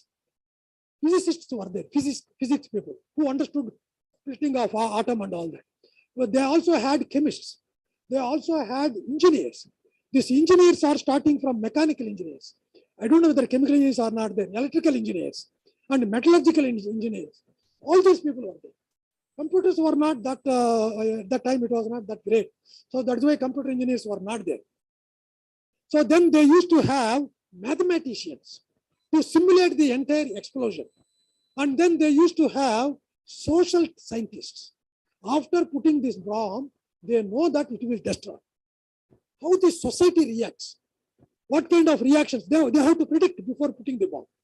So that is why they had a big team consisting of so many different varieties of subjects, different kinds of subjects. Like you see, engineering was there, science was there, mathematics was there, social studies was there, all these things. But this gave a wonderful idea. It is not always engineers who can construct things, but you need information from all these people. It is true. Even when you are designing a chemical plant, you better find out from a social scientist how people react when your plant is discharging pollutants. And how many demonstrations we have seen in the villages and all that when some chemical company is coming near that village. Why chemical company? I think even airport, that Parundura something. Yeah. So not Kanchipuram, no, there is a village very near to that, I think, new one I am talking. Near to Kanchipuram. You see, those people that they don't want it. Because it is again, I think, pollution in the form of sound and also many other things may happen there. See, that is what is the social scientists have to create. Social scientists have to tell them whether it is positive or negative. And most of the time society will react. So that is why chemical plants also. So now I think if you need, I think chemistry people, our process is starting with chemistry. Science is there. So now that is what people got a message thinking that, okay, now I think the very important thing is a team. Otherwise, you yourself should know chemistry, mathematics, and also, of course, design of chemical plants and operation of plants. And afterwards, I think distribution, marketing, everything. So that is why that Second World War gave a wonderful idea about teamwork is the best work, right? And also that same thing happened when they are developing atom bomb, nuclear reactors, radars, and all that. This confirmed that very good. I think interdisciplinary approach is the best one. That was the time 3 greatest heroes of chemical engineering came on scene. Okay, yeah, who are they? Bird, Stewart, Lightfoot, the Transport Phenomena book. It was a wonderful book. Why? The empiricism era was closed.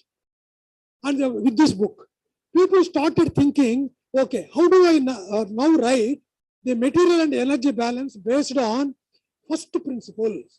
First principles are those principles which are actually happening, the phenomena, in any process. So now I think you have transport phenomena course. Yeah. You see Navier-Stokes equation. How do you start? What is the starting point?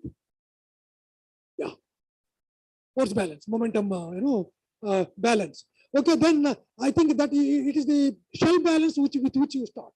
And you will have a differential equation. Solve the differential equation. You will get an integral expression. And from there, you can try to predict wherever you want to apply Navier-Stokes equation. Okay. So now that is why every problem we can think at that fundamental level. That's why these 3 people wrote this book. It has not only changed the mind of chemical engineers, it also changed the mind of many engineers. You may not know this information, or if someone knows, please tell me. In Kanpur, I don't know whether even now they are doing. Transport phenomena is taught in 2nd year as a mathematics subject for all disciplines of engineering. And chemical engineering department is teaching. And mechanical also is involved in transport phenomena. Sometimes it seems because first years are very first year, 2nd year, large groups, no? So common courses. So common courses, I think some 2-3 departments are trying to handle it. So that is the kind of effect they had. And I don't think there is any other book which had so much impact in chemical engineering than the transport phenomena. I am talking about impact even on other disciplines. Metallurgy people use this.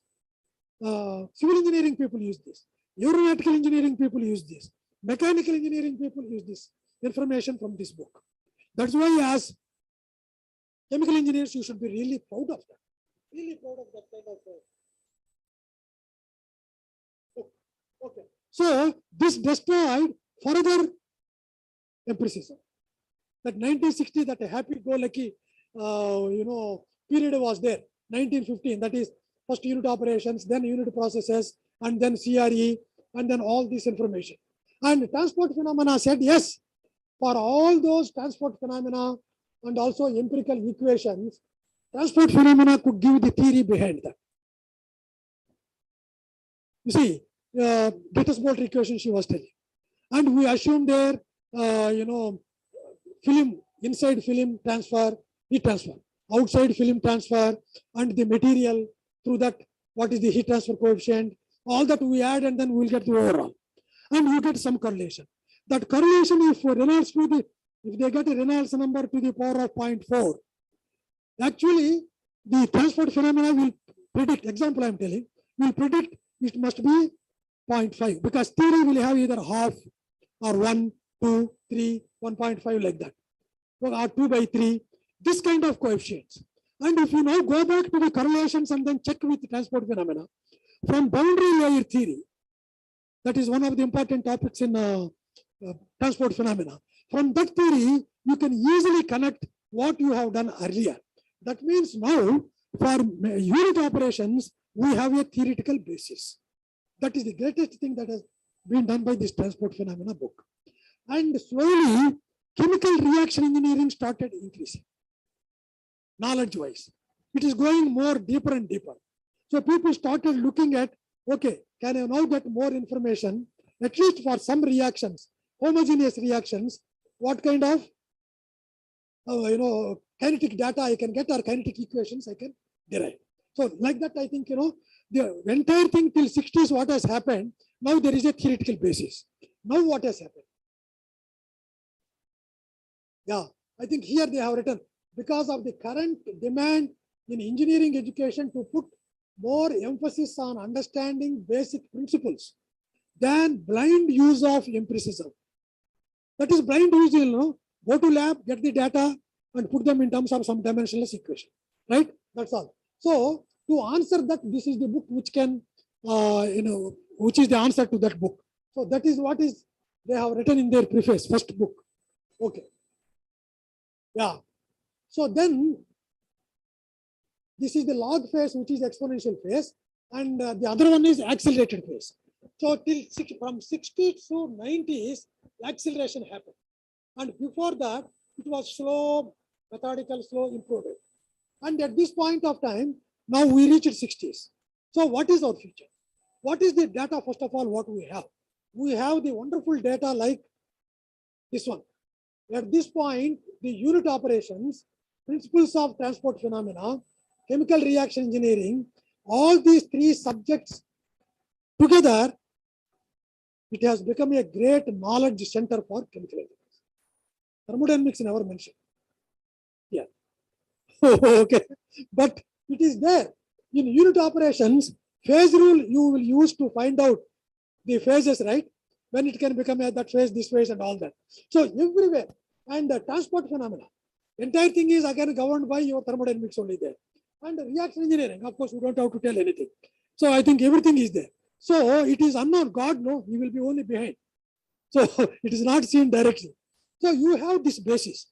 With that basis, we could design this kind of wonderful, plants, either for specialty chemicals or for commodity chemicals. See, please remember the basis, right? Yeah. Now our next question is, what is it we are going to do in 21st century? Right? Now I think we have completed our 20th century almost, because 1960 to 1970. So this is the base. And now, because of this base, we have not added knowledge, but we have increased our boundary of applications. I will show you that. Many, all these phenomena will come in many engineering disciplines. Okay, this is same thing. I think, with this group, unit operations, transport phenomena, CRE, behind all this you have thermodynamics. Now we could use this information to solve problems in petroleum, nuclear, metallurgy, materials, biology, agriculture, pharmaceuticals, medicine, environment, combustion, energy. All these fields, we can use this knowledge. In fact, I think weather, I used to be very happy, particularly in summer. Why do you have so much heat before the southwest monsoon starts? Have you thought any time about that? Our summer, normally it starts from March onwards, right? March, April, June, depending on where you are, right? So then till June, first week, I think Kerala gets the first rains. Okay, but why do you need so much heat? The wind from Arabian Sea has to come to the land. Okay, then during summer, what happens is it is land. The thermal conductivity of land is much higher than water. Correct, no? So then when sun rays are falling, I mean, luckily for us, I think at that point of time, the sun rays also very straightforward falling on our India. So that is why you will have a lot of heat. Intolerable, I think in Madras and all that areas. But Madras is worse because all of you would be feeling because of the sweat. I think, temperature may be 36, feels like 56. Because I think you are really uncomfortable. So that is the kind of thing. What happens now is thermodynamics will tell us that whenever you have that hot and then air on the land gets heated up. Okay, what will happen to the air when it is getting heated up? It moves up. So when it moves up, what will happen to the pressure at the bottom? Low pressure. To fill up the low pressure, Arabian Sea sends the winds, air.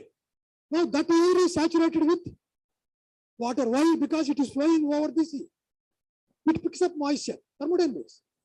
Again, depending on the temperature and pressure there, you can find out what is the humidity of that air which is coming over Arabia. Why do you feel very uncomfortable in Madras? Humidity.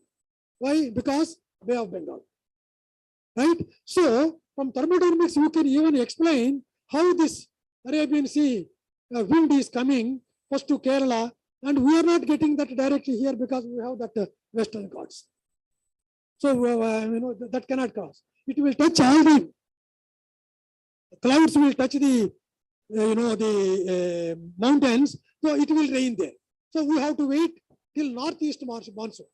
I think recently also we have very hot temperatures in Madras. Why? Because there is no sufficient heat to send this air upwards.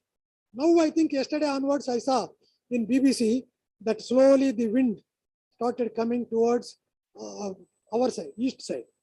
This Madras, Tamil Nadu, Andhra and Orissa, that coast. See, now I think from thermodynamics, we can explain how the seasons are forming. Right? So that is a wonderful subject. So now this is the basis for us, where surprising thing here is we have so many. Okay, petroleum, nuclear, metallurgy, biology, agriculture, pharmaceutical, all these things. But still we don't get jobs. Correct, no? I think when you have so many things, so then naturally everywhere you should get jobs, right? But people do not know what are these subjects, how they are affecting their own fields.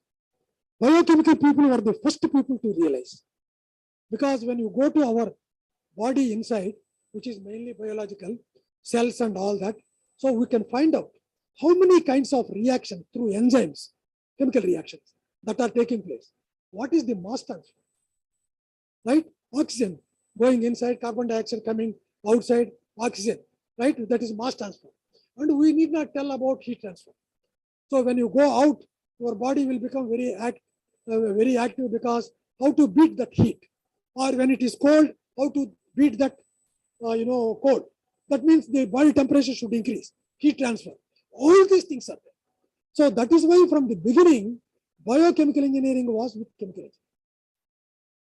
And 70% or 60% of biochemical engineering is just nothing but chemical engineering. The remaining 30-40% is how do you understand the cell behavior, when they will die, when they can be happy, and all that. If you are able to understand biochemistry, I can tell you, you will become one of the excellent biochemical engineers. Where biochemicals you can produce. I don't know, in 1918, but not 2018, I was in Tirupati. So at that time, there was a Nobel Prize in medicine or chemistry. I think chemistry. And there is she was a chemical engineer. I think she is fairly young also. Because Nobel Prizes normally 60 years, 70 years, and after death is not given. So, so otherwise, I think, 50 years, 60 years, 50 years like that. But if I remember correctly, she was 47, 43 or something like that. She was a chemical engineer, applied one of these knowledges, what she learned from our chemical engineering base, that is unit operations, transport phenomena, and chemical reactions and biochemical reactions. She solved a problem for which this Nobel Prize was given. If you search, I think 1918 Nobel Prizes, you will get more information about it. Right? I'm just trying to encourage you to think in that direction. Right? I think Nobel Prizes means you need best brain, asking right questions. That's all. Okay. So that is why nowadays, whether science or engineering, you should be able to solve that problem using the fundamental knowledge, and then it should be useful for many people. We should have changed the total thinking of certain concept. Then only the Nobel Prize is given. So that is the kind of thing. You have many choices. Nowadays, I think many chemical engineers are doing research in batteries to solve the energy problems. If you are able to do that using fundamental knowledge and able to design a battery where I think without much pollution, without much difficulties in transportation, if you are able to design a battery, sure you will get for energy with a fundamental explanation. That is very important there, right?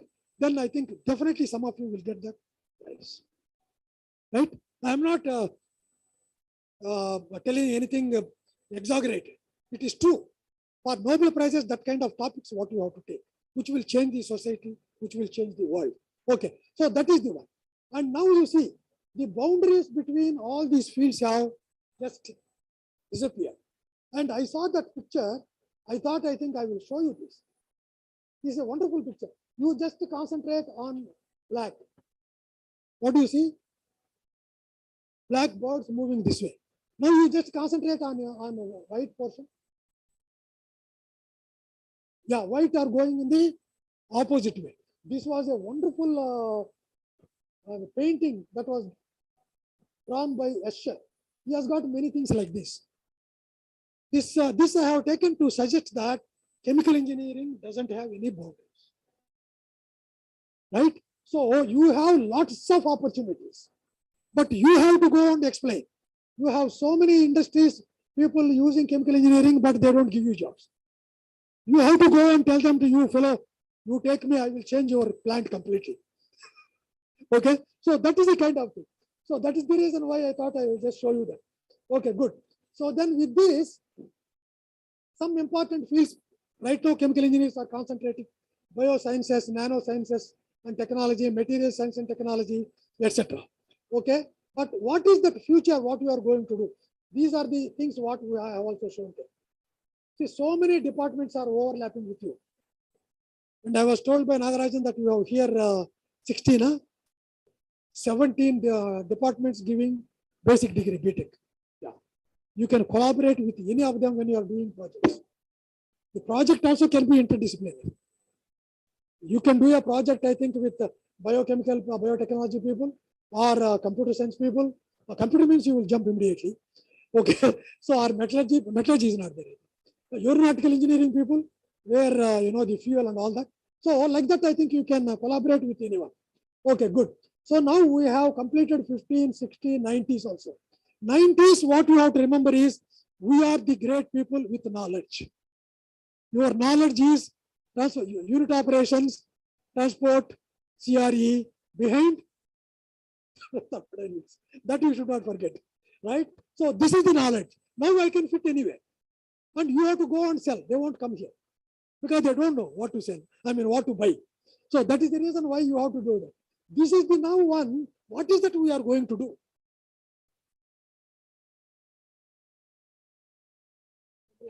9:45 we start.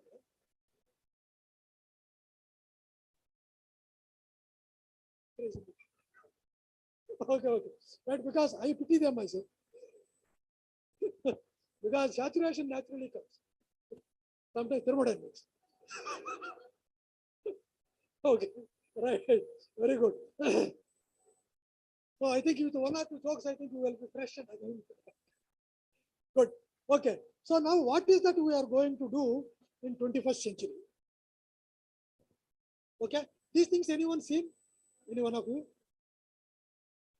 Grand challenges in 21st century. It is not for chemical engineers. It is for many people. For all engineering or on this planet, what are the grand challenges in 21st century? This is how I think, I really like America in one way. Society is a lousy society and all that. But somehow with the academic environment, they could really develop wonderfully. That's why number of Nobel Prizes, which is a mark. The Nobel Prizes, I think I really like them. The reason is they are not given for useless people. But best people, some of them would have missed. They would have not identified, they would have not given to them. But whoever they give, they are really worth people. Okay? But that kind of people they are able to produce in this country. That has happened after Second World War. Before Second World War, it was Europe. It was Europe getting always large number of Nobel Prizes. Right? That is Germany, Sweden, Austria, Paris, French, France, all these countries, UK, all these countries used to get. So now these are the challenges, but anyway, I'm not going to discuss any of them. But if you look at that, because nowadays your website, if you go, you can get, just type grand challenges, you will get this. Seeing them, how many of them you can work as chemical engineers? 70-80% of them you can work as chemical engineers. Okay. Then next one is this. This is only for chemical engineering. What are our important fields in this 21st century? Right? Sustainability and sustainable technology, green plants, and how do you really sustain your chemical which you are producing for long time? Otherwise, pollution control board will come and close your company. Right? Yeah, that is important. Health, safety, environment, public perception of risk. That means when you are polluting, what is the risk you are causing? Right? So all that also you have to explain to them. So that is health, environment and all that. Then energy, undoubted. Many engineering people or working chemical engineers are involved in much more because hydrogen energy, storage and production, batteries and wind and sea, solar, all these things, chemical engineering part is significant. Okay. So then food and drink. Drink, I mean not the other drink, but normal, juice and that kind of drinks. Right? The food and all that. So water. On this planet, I think there are at least 30-40% of the people who are not getting good water. With horrible water they are living. So that also we can, as chemical engineers, we can really clean the water and then supply at cheaper rates. I never thought in my life I will buy that Aquafina for 30 rupees or 40 rupees. Unfortunately, if you are in the flight, same thing is 500 rupees. I think same 1 liter water. So that is kind of unfortunate thing. And bioprocess and biosystem engineering. I have a doctor friend in Chennai. So yesterday I called him something and then he asked me to come today. I told him, no, sir, I am going to Rajalakshmi to give a lecture. He told that, tell them, biochemical engineering is very important. He is a doctor, orthopedician. That is going to be the future. Then I just jocularly told him, know him very well. So then I jocularly tell him, sir, how do you know that biochemical engineering? I am interested in my bio insects, bio materials, what they are going to use for orthopedic replacement, it seems. Biomaterials they are using. Biomaterials compatible with our body. Right? And now there is an excellent market because people are going to break their brains, I think, in future also. So definitely, I think to replace and then to make all right, it seems biomaterials are very important, correct? I also read many places. So now you can specialize after this, go for MTech. Here it is not there. Okay. But somewhere where you like the field, like abroad, where you have the biomaterials working. In India also, there are many places where biomaterials. Okay. And then become, I think, a PhD in biomaterials. I think at that time you won't scold me. You will only praise me. I will not be there even if you scold. Okay. At that time, when you become really. So that is why these are the kinds of fields where there are a lot of things which we know, but other people don't. But as a student, you never believe unless you see it. Same experience with me. I never believed in an MTech or BTech. Right? But now when I know a little bit of subject slowly, learning, so at that time, my God, how beautiful chemical engineering is. So because I am feeling that, my feeling, I am just transferring a little bit to you. But when you want to feel, you have to experience. You cannot just feel because I am feeling it. Okay. So that is why spend more time. And you have journals, Nagarajan, here. Okay. I think at least is it possible to buy chemical engineering progress, chemical engineering?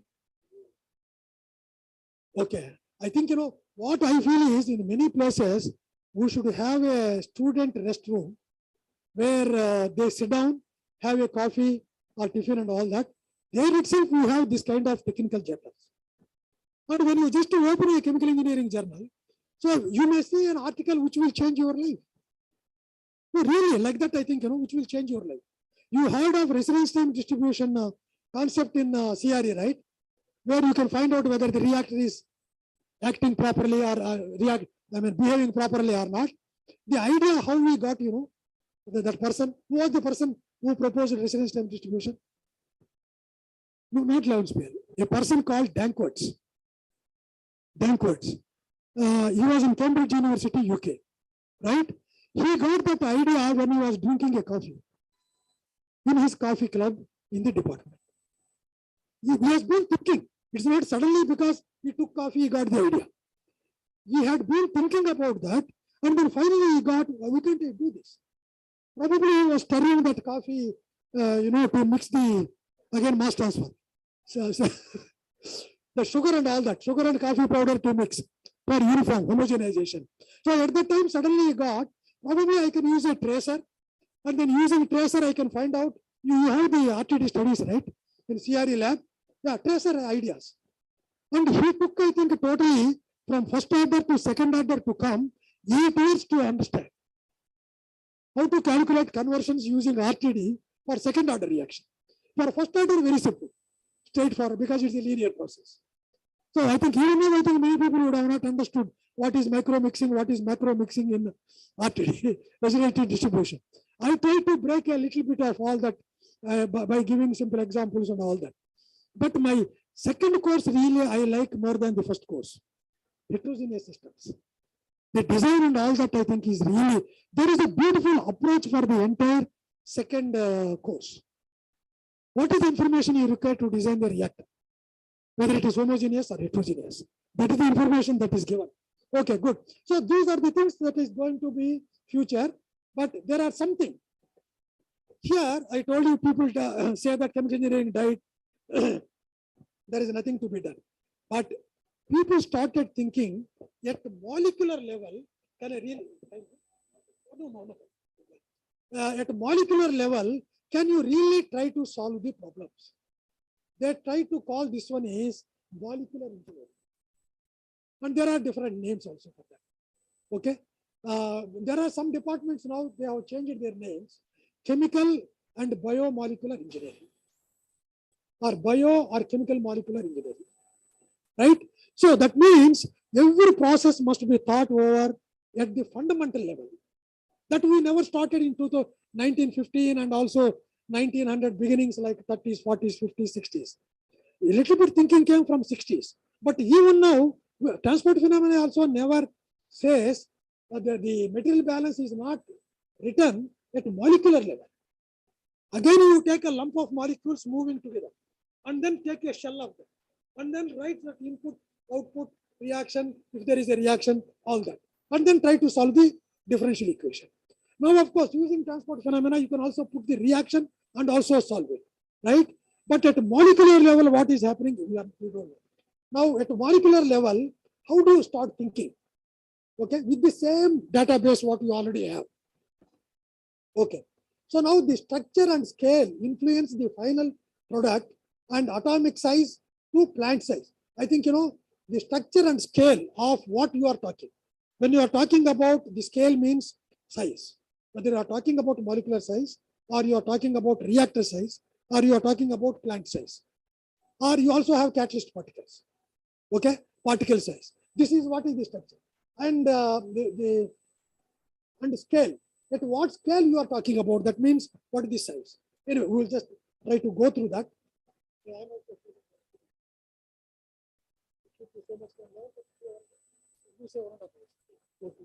Okay, so now the scale effect. What is the size? sorry, structure is the molecular structure, size is the size of the molecule. Right. Okay, that way. But what size we are asking? Because after some time, my mind also getting disturbed because what you must be thinking about so much time. So that is what is happening. You know, anytime you heard of gold color except orange, other colors? Yeah, that is what. So how it is that happening? Because you have reduced the size of the particle size. This diagram, some of you would have seen then. Excellent, very good. So this is one effect. So that means when you are going to lower and lower sizes, there are many properties which you can use for the design of chemical plants. But here, I was always thinking that why that Lalita jewelry or Tangamaligai, they have not seen this idea. Otherwise, all their ornaments are still gold color, you know, the orange color or what, or gold color is gold color. Okay, but now they can also have some kind of this colors, light pink and all that, but it is not very clear. With the projection, I think even colors can change. Again, emission of the light, right? The same thing, these colors also, because these particles absorb some light and absorb some, emit some light, and then depending on that, we can see different colors. I just want to show, because of the size, we have so many properties which may be useful for us to design chemical plants. This is an example, general example. Okay. The next one is this one. Hydrogen energy, many people are talking. I think some of you also told hydrogen energy, right? How do you produce? This is one of the reactions where you can produce hydrogen.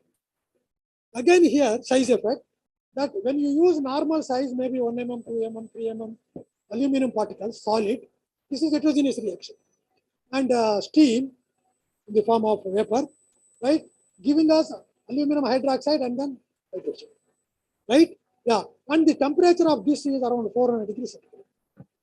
Normally operating at 400 degrees centigrade, operating at 100 atmospheres or even 10 atmospheres, 10 atmospheres 10 times more than our normal pressure what we are feeling, right? Yeah, so then it is a headache in chemical industry. Really, I think if you have 100 atmospheres pressure reactor, if something happens to the reactor, that plant will not be there because it will explode. So that is the reason why we want to be more careful. So best way to be careful is bring all the reactions to room temperature and also room pressure. That will be the best one, right? Yeah. So when you use this same aluminum powder at nano size, nano aluminum water reactions are catalyzed at even room temperature and give the same temperature. It's very beautiful. At room itself, the reaction takes place. Again, because it is effect of particle size. So like that, if you look at each and every chemical engineering process which you are looking at, and where you can go to this level of technology and then reduce the temperatures, reduce the pressures, or increasing the quality of product. So that is what is that I want to tell you size-wise. And those two examples for the size. This is the structure. This is tetraethyl ammonium hydroxide. We don't have sufficient knowledge. It seems the same thing is also available, same formula, tetraethyl ammonium hydroxide. It is available in this conformation and also in this conformation. If you go deeper and deeper chemistry, then you will see this kind of different, same formula, but different structure. So using this structure, you can make large number of catalysts using zeolites.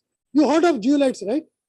Zeolites are the chemical compounds where a clearly defined structure is seen.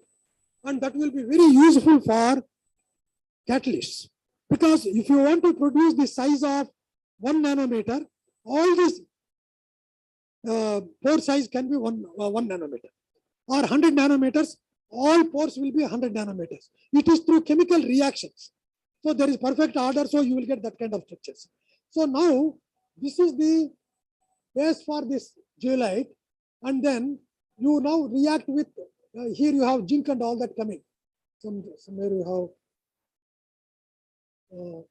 AlFO35 that will come here. Yeah. So now I think, this structure, when you use this conformation, you will get this kind of catalyst particle where this pore size, this pore size, this pore size, they are different. Okay. Then you go to this as the template and then use this kind of structure, same structure. Same structure here. Then if you use this, you will get this kind of one. Now these pores are totally different. These pores are totally different. I don't think you will understand what I'm now telling. But there is a possibility for using different structures here. So now molecule structures, then you can change your catalyst particles, how the pore size changes, and what kind of surface areas you get. All that is changed here. So now in the catalyst is a very good business. If any one of you or few of you has the business mind, go for making catalyst for chemical industry. In India, I don't think there are many factories who are producing chemicals. Using this kind of structure, you can produce large number of catalysts. What is the purpose of catalyst? Very simple. All of us know. Yeah. What are the characteristics that are required for the catalyst? Large surface area. That's all. Nothing else. Sorry.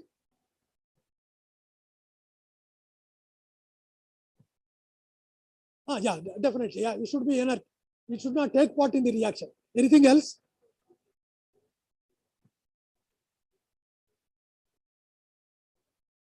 That naturally goes out because once it is entering, reactants are entering, the product is forming at the center. Product concentration is high at the center. Outside it is low. By our usual mass transfer formula, there is a concentration gradient. That's why products will come out. The catalyst will not do anything for that. Important property is pore size. I have large surface area, but I have a pore size which is 100 times smaller than a molecule size. How molecules can diffuse? Correct. No? If my size is bigger than that door, you have to break the wall and then come. I have to break the wall and come. Right? So, but the molecules cannot break the pores. So they simply say that you fellow, you are not able to react, I will go away. So that is the reason why important characteristics is the pore size. Surface area is very important, basic. After that, you have the pore size and the number of pores in that particular size. Because when you are making a catalyst, you normally take powder and then you compress it. Okay? That means you take in a mold and then with the pressure you push it, all the powder will become a tablet. Like you are getting your paracetamol tablets. They are also made like that only. But paracetamol, if you break it and then see, there are very fine, minute pores. Okay? Now those pores are not uniform. Whereas if you make this, all these pores are very uniform. So that means the pore volume, the distribution of pore volume is very, very narrow, zero. There is no distribution. So that means all pores are single cells.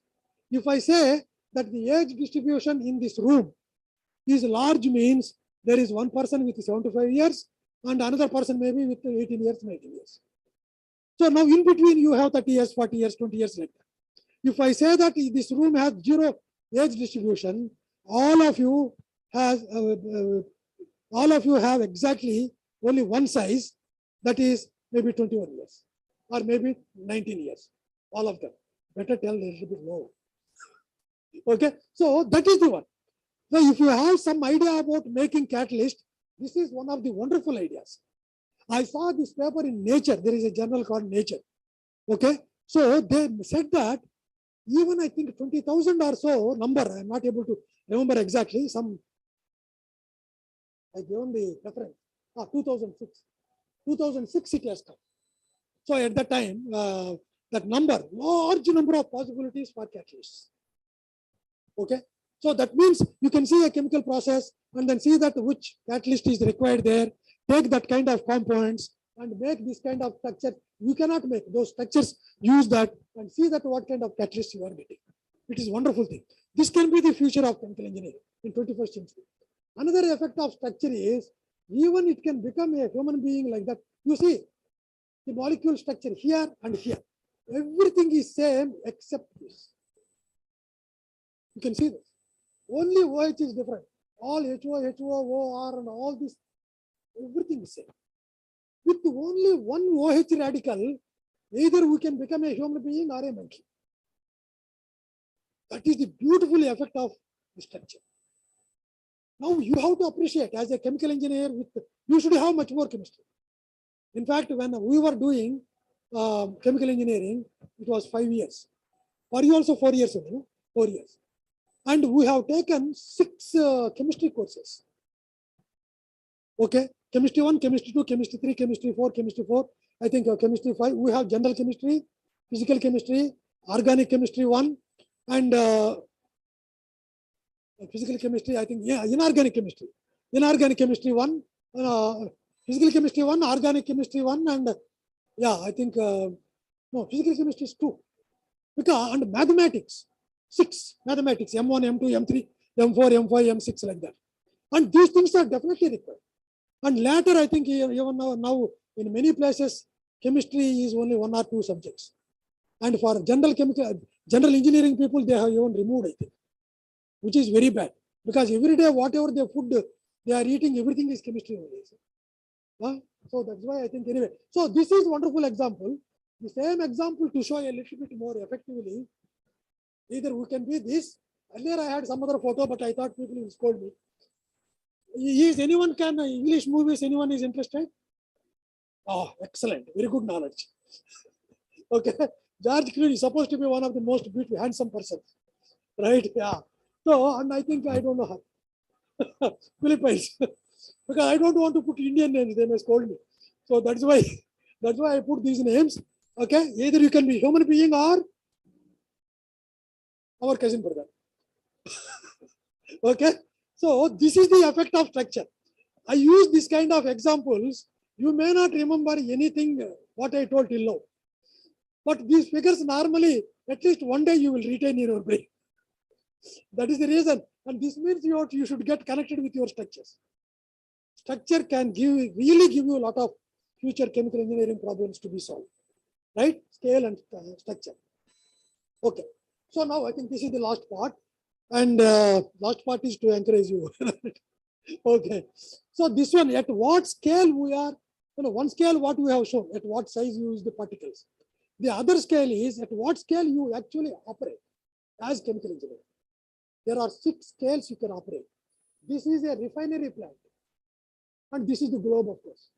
Because it is published in by USA professor, so he has to put America. America here somewhere. Okay? Yeah. Right? So then I think, the refinery, what is the thing? You take the crude oil, you have to crack it. Crack it means large molecules you crack into smaller ones, and finally you will get the petroleum or gasoline, smallest ones, which has got high calorific value and all that. So now how it starts? The cracking takes place on catalysts. Either you can use packed beds, earlier many people are using, but nowadays I think everything is replaced by fluidized beds, right? Yeah. So these are and the catalyst what they use. Anyone knows what the catalyst they use? Sorry. It is called, what is general name? Correct. Zeolites. Exactly. It is zeolite, right? Zeolites have a lot of properties that are useful as a catalyst. The beauty with the zeolite is that chemical industry can really use that structure to produce whatever chemicals what they want, right? Like 3D printing. That is another future one, which I have not written here. 3D printing, you can use what kind of packing you want in your packed columns. I am talking about distillation columns, absorption columns. You use plate towers. You can also use packed bed towers, right? Yeah. So packing, what is the purpose of packing in packed beds? I am talking about distillation and all. Mass transfer.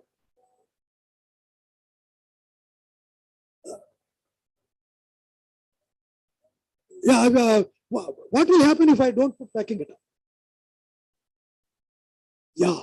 It is to increase the contact between gas and the liquid vapor, right? So that is the main purpose. And what are the characteristics that are required for a packing? Like catalyst, I asked. Okay. Inert. Yeah.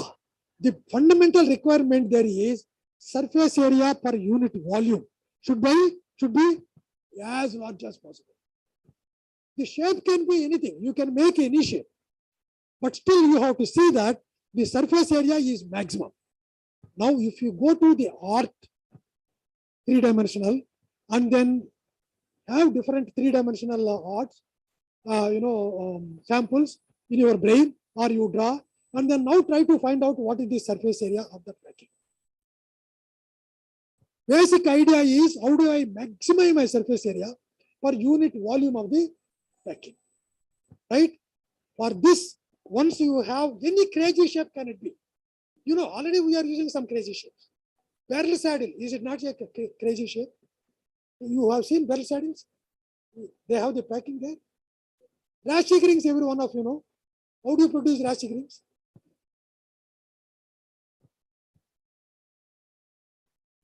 Ratchet rings packing, what you use? Yeah, it's very simple. Take a pipe and cut. Simply take a pipe. Pipe means inside it's not, it is hollow, right? And then cut into whatever size you want. L by D equal to 1. If diameter is 1 centimeter, length 1 centimeter, that will become packing. That is how Germany Raschig company is there. Okay, so that Raschig company, he did that as a chemist to increase the surface area in one of the distillation processes. That's why that name. Afterwards, he started his own company, Raschig. And in between, if you put one plate, you take this cylinder, you are cutting, right? And in between, you insert one small plate. So what will happen now? Surface area will increase or decrease? Increases, because you are adding another surface. If you put 2 plates, if you put 10 plates, surface area increases, but pressure drop increases. Because the gas and the liquid both have to move through that. No? So this is the balance again. As an engineering mind, okay, I can put any amount of surface, but is it increasing the surface area? No, sorry, the pressure drop. Otherwise, what is the simplest idea is packing size should be nanometer. Correct, no? Why nanometer? 6 by dp, surface area per unit volume, formula for a sphere is 6 by dp. dp is the diameter of the particle. You substitute here 1 nanometer and maybe 1 centimeter, how many times surface area you get? 10 to the power of 6 centimeter, right? Yeah. So many nanometer 10 to the power of 9. Yeah. So that means 10 to the power of 9 meters. And if you get 1 meter here, right? I mean, just for comparison, I'm telling. So now that means the surface area is increasing. But you try to pack this nano powder into a packed bed and try to operate.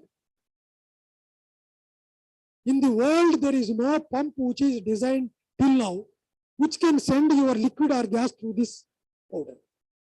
Because nanometer means it is like a rock once you put in the packet bed. So there is a compromise because you have to get your products back, right? So that is why, what is the pressure drop with which you can operate? These are the engineering judgments. This is where engineering plays very important role. This is where engineering colleges are separately designed, separate from science colleges. Science people tell the principles. Take that principles and see what is possible, what is not possible, and design. What for you design? To produce chemicals, to produce even any furniture, what you are using, or anything, any vessels, or anything, metallurgy, anything. So that is the difference between science and engineering.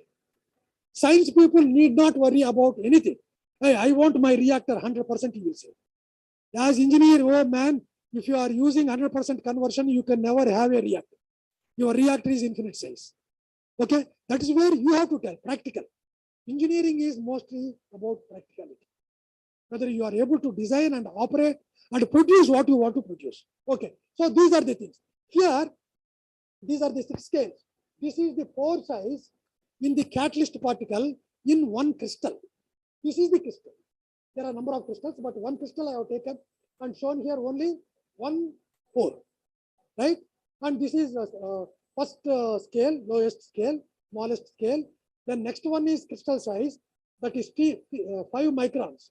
And this is 0.4 nanometers, right? And then you have G-light crystals, that is 5 micrometers. Then these are the catalyst particles with 3 mm. Why can't I use here same 5 micrometers here? Because it has to be put in packed bed. The pressure drop will be tremendous. Okay. And then you come here. This is the reactor size, catalytic reactor. The height is 20 meters. Packed bed height can be 20 meters. 20 meters means I think it is approximately 70 feet, right?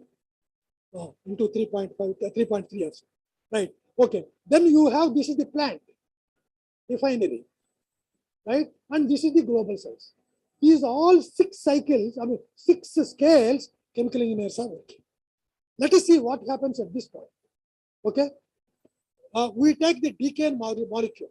Decane means I think C10, H10 like that, right? Yeah. So that has to be cracked into smaller compounds. Okay. So now this is the decane molecule with pore size of, I think I will show you. Decane molecule is 1.3 nanometer length and the diameter like this is 0.4 nanometers. And this one also is around 0.4 nanometers. Okay. So what happens is the decane molecule is approaching the crystal, and within that crystal there are many pores like this. And we are focusing one particle and then one molecule and one pore, right? So the decane molecule has to go to this pore and currently orient, right? So the decane molecule will go here and the molecule will orient itself, rotate itself to be parallel to this pore and then try to enter. Then it goes inside the pore and then touch the surface of the catalyst and the reaction takes place. Okay. So that is what is the one. And now these molecules, first of all, how they are going to move? They are going to move the first, this is called the flight of molecule. When it is moving in the gas, the molecule is driven by thermal forces. Please listen to me carefully. The molecule is driven by thermal forces, temperature. That will give you the momentum for the molecule to move, right? And then once you, and the thermal forces, it will make the molecule to translate. You heard of translation, rotation, vibration, right? Same thing we are using here.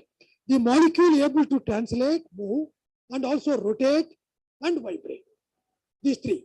Thermal forces provide these 3 fundamental forces on movements for this molecule. We are talking about real, molecular level fundamentals, right? Yeah. So then once it goes there, it has to correctly rotate into the position and then enter. Good. Okay. The first one is translation. Second one is rotation. The speed of translation is controlled by kinetic theory of gases. That means even though you are designing a catalyst and then a catalytic reactor and then you are getting the product, the basic phenomena is this. That's why I want to spend some time, I think, on this science, right? Yeah. So now the science tells us that there is a kinetic theory which will give translation motion and 200 meters per second at room temperature, as calculated by Bird. Bird has written another book called Molecular Theory of Gases. This big book. Same Bird, Stuart Lightfield. Okay. So he calculated that at room temperature it is 200 meters per second. 200 meters per second, in 5 seconds it goes to 1 kilometer. Maybe if you want to run from the campus, I think 1 kilometer in 5 seconds, you have to sit down on that molecule, right, which is moving, just to give an estimation, right? So fast it moves. So then, unfortunately, what is happening is, it is not only one molecule.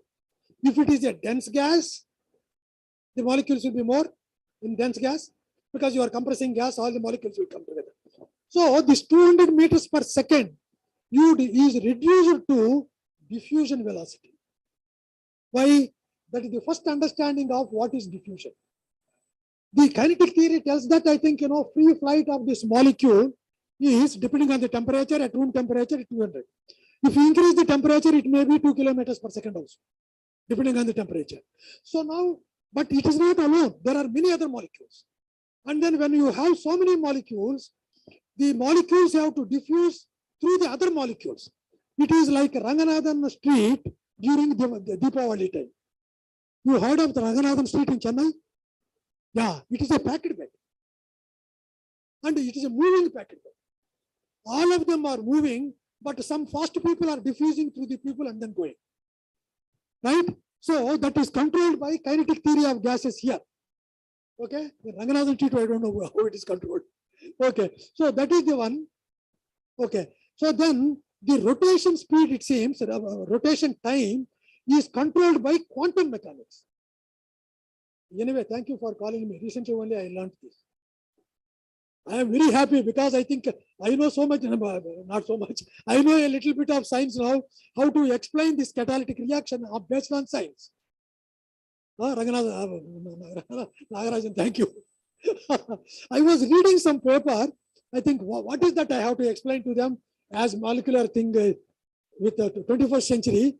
This molecular motion, molecular phenomena, that is what we have to understand. And quantum mechanics and the rotation time, one can calculate by solving Schrodinger's equation. Gone up. Gone above the brain. You heard of the equation. Definitely all of us heard of the equation, I think in physics. Schrodinger's equation. Quantum theory. Quantum mechanics, right? Yeah, using quantum mechanics, one can calculate the rotation speed, it seems 10 to the power of minus 11 seconds at vacuum, in vacuum. If more temperature, more temperature and pressure means I think it may change again. But you have to solve Schrodinger's equation. Now you are true chemical engineer using molecular phenomena for designing your reactor. What is our idea here? As many molecules as possible you have to send. Why? Because the rate of reaction will be more, right? How do you do that? You have to see the size, see the molecule size, and design the catalyst using that example which I have shown, zeolite catalyst. Take that pore size which is compatible with this molecule, because molecules you have enter means it should be slightly more, right? Okay. So now Schrodinger's equation has to be solved to understand this. Once you know the correct rotation and also the correct translation means it is going straight, it has to go like this. Or if it is slightly like this, and you have to turn like this, governed by quantum mechanics, and then it enters. It goes parallel. This is now parallel. It goes through the pore. And when it's going through to the pore, then it touches the surface. Where are the active sites? On the solid surface. So then the bonds will be broken. It will be made here, in this case, smaller and smaller molecules, and the smaller molecules will come out. So that is the phenomenon, right? Okay, that is one scale. The next scale is this. How do you make crystallites? Zeolite you have to take and put in the form of solution and now allow it to crystallization. I think the crystallization experiment you have, no? Yeah. Crystallization. You take the solution. And why I think you can do in our house also. Take salt or sugar, whatever you want, and then I think, saturate it and then leave it for some time, 3-4 days. And you can see first on the surface that white crystals forming, either salt or sugar, right? Yeah, and you have to make the crystallites the way you want. What is that you want? Because my crystallites should have sufficient number of pores and sufficient surface area. See, wonderful questions, I say, really wonderful questions. Right? I mean, I am thinking of again, if God asks me, what do you want to become in next birth? I will say again, chemical engineer. It's a wonderful thing. There are so many things I think which we can still learn. But now I will pray him, sir, give me slightly more intelligence. now I know that I am not intelligent to understand so many things now. Okay, so now make these things. And here what will happen? And once you have this crystalline, what you have to worry is, which you heard again. Whatever you heard only, I am trying to connect it. You heard of Thiele modulus? Thiele modulus. Okay. For first order, it is pi. Thiele modulus equal to R into square root of K by D. It is actually the ratio of diffusion time by reaction time. Okay. So now in this crystalline, one can calculate what is the diffusion time. the tau equal to R square something will come, right? And the reaction time is 1 by K, reaction rate constant. Okay. So now using that, you can even calculate telemodulus. And there is a theory for telemodulus. You want large value, 100 telemodulus or 1 telemodulus, which is preferable for making catalysts. Maybe I think CRE2 is difficult to remember. Okay. Sorry. Yeah. Why? Excellent. You see, all the information is with us. That's why I was asking. Thank you very much. Yeah. So effectiveness factor. What is effectiveness factor? If effectiveness factor equal to 1, that means I am using the entire surface of the catalyst. That means all the pores are full. Every surface area, every surface is filled up with molecules where the reaction is taking place. I will. So that is the kind of conditions we have to produce. We started with science, and then we came to the engineering where making the crystals, right? And making those crystals to our benefit. What is the benefit? I should have sufficient number of pores with large surface area, and all pores should be filled up with molecules, so that effectiveness factor equal to 1, the reaction is best. You see how beautiful it is, right? So that is what the second one is, second scale. Third one is this. These are the particles, all these small crystals with 5 nanometers. You push them into a catalyst particle size. The catalyst particle size is 3 mm. Why 3 mm? Someone can ask me, sir, why can't we use this size of catalyst particle? Okay, that is 4 inches. Okay, so now yes, we can use, but again, for diffusion to take place, I think it is like another planet for that molecule. It is 4-inch size only, but as far as that molecule is concerned, with 0.4 nanometer or 1.3 nanometer, how much distance it has to travel through this by the time that molecule will die. Okay, so that is why better use as small particles as possible, but not smaller particles where pressure drop is dominating my entire operation. That means all my profits, whatever I get from the plant, I have to use only for the pump cost, because it's again electricity, no? Yeah. So that is what is the balance with economics, right? So that is why you have to use correspondingly this kind of sizes, right? Okay, 3 mm. Normally in industry, no one will go beyond 10 mm. 10 mm also large. But many, I think, because as particle size increases, pressure drop reduces, right? Okay. But I think even then, 3 mm is optimal. I think 5, 6, 4, 5, 6, and all that different people, depending on their economics, they will design. Okay. So now that is the third scale. From third scale, these particles are put in this packed bed, if it is packed bed. It can be fluidized bed, but fluidized bed is slightly better. You heard of fluidized bed? Where powder is used. So powder definitely will be much less than 3 mm. It will be 100 microns or maybe 200 microns like that. So 200 microns means surface area is more when compared to 3 mm particles. So that's why packed bed many people, fluidized bed many people are using now. But this is earlier designed for discussion sake. So now this one is kept in the packed bed. What is most important thing we are talking about packed bed? Just now I think 3 or 4 times we talked. A good pressure drop. So now you have to see that what is the pressure drop in this. See, now we started with the molecule, that is kinetic theory of gases and quantum theory or quantum mechanics, Schrodinger's equation, and then diffusion time. What is diffusion? All that. There is another thing I think I just forgotten here. When sufficient variation comes to correct variation, it seems zeolite catalysts at elevated temperatures, they are slightly flexible, right? And molecules also, they are also flexible. So that is why even if slightly 10% more than the size of the pore size is smaller, but 10% of that size slightly more molecule. Even during that time, it seems you can have the molecules can diffuse through pore. Inside, once it goes, it breaks and then comes out, right? So now that kind of diffusion is possible only with a certain kind of activated energy.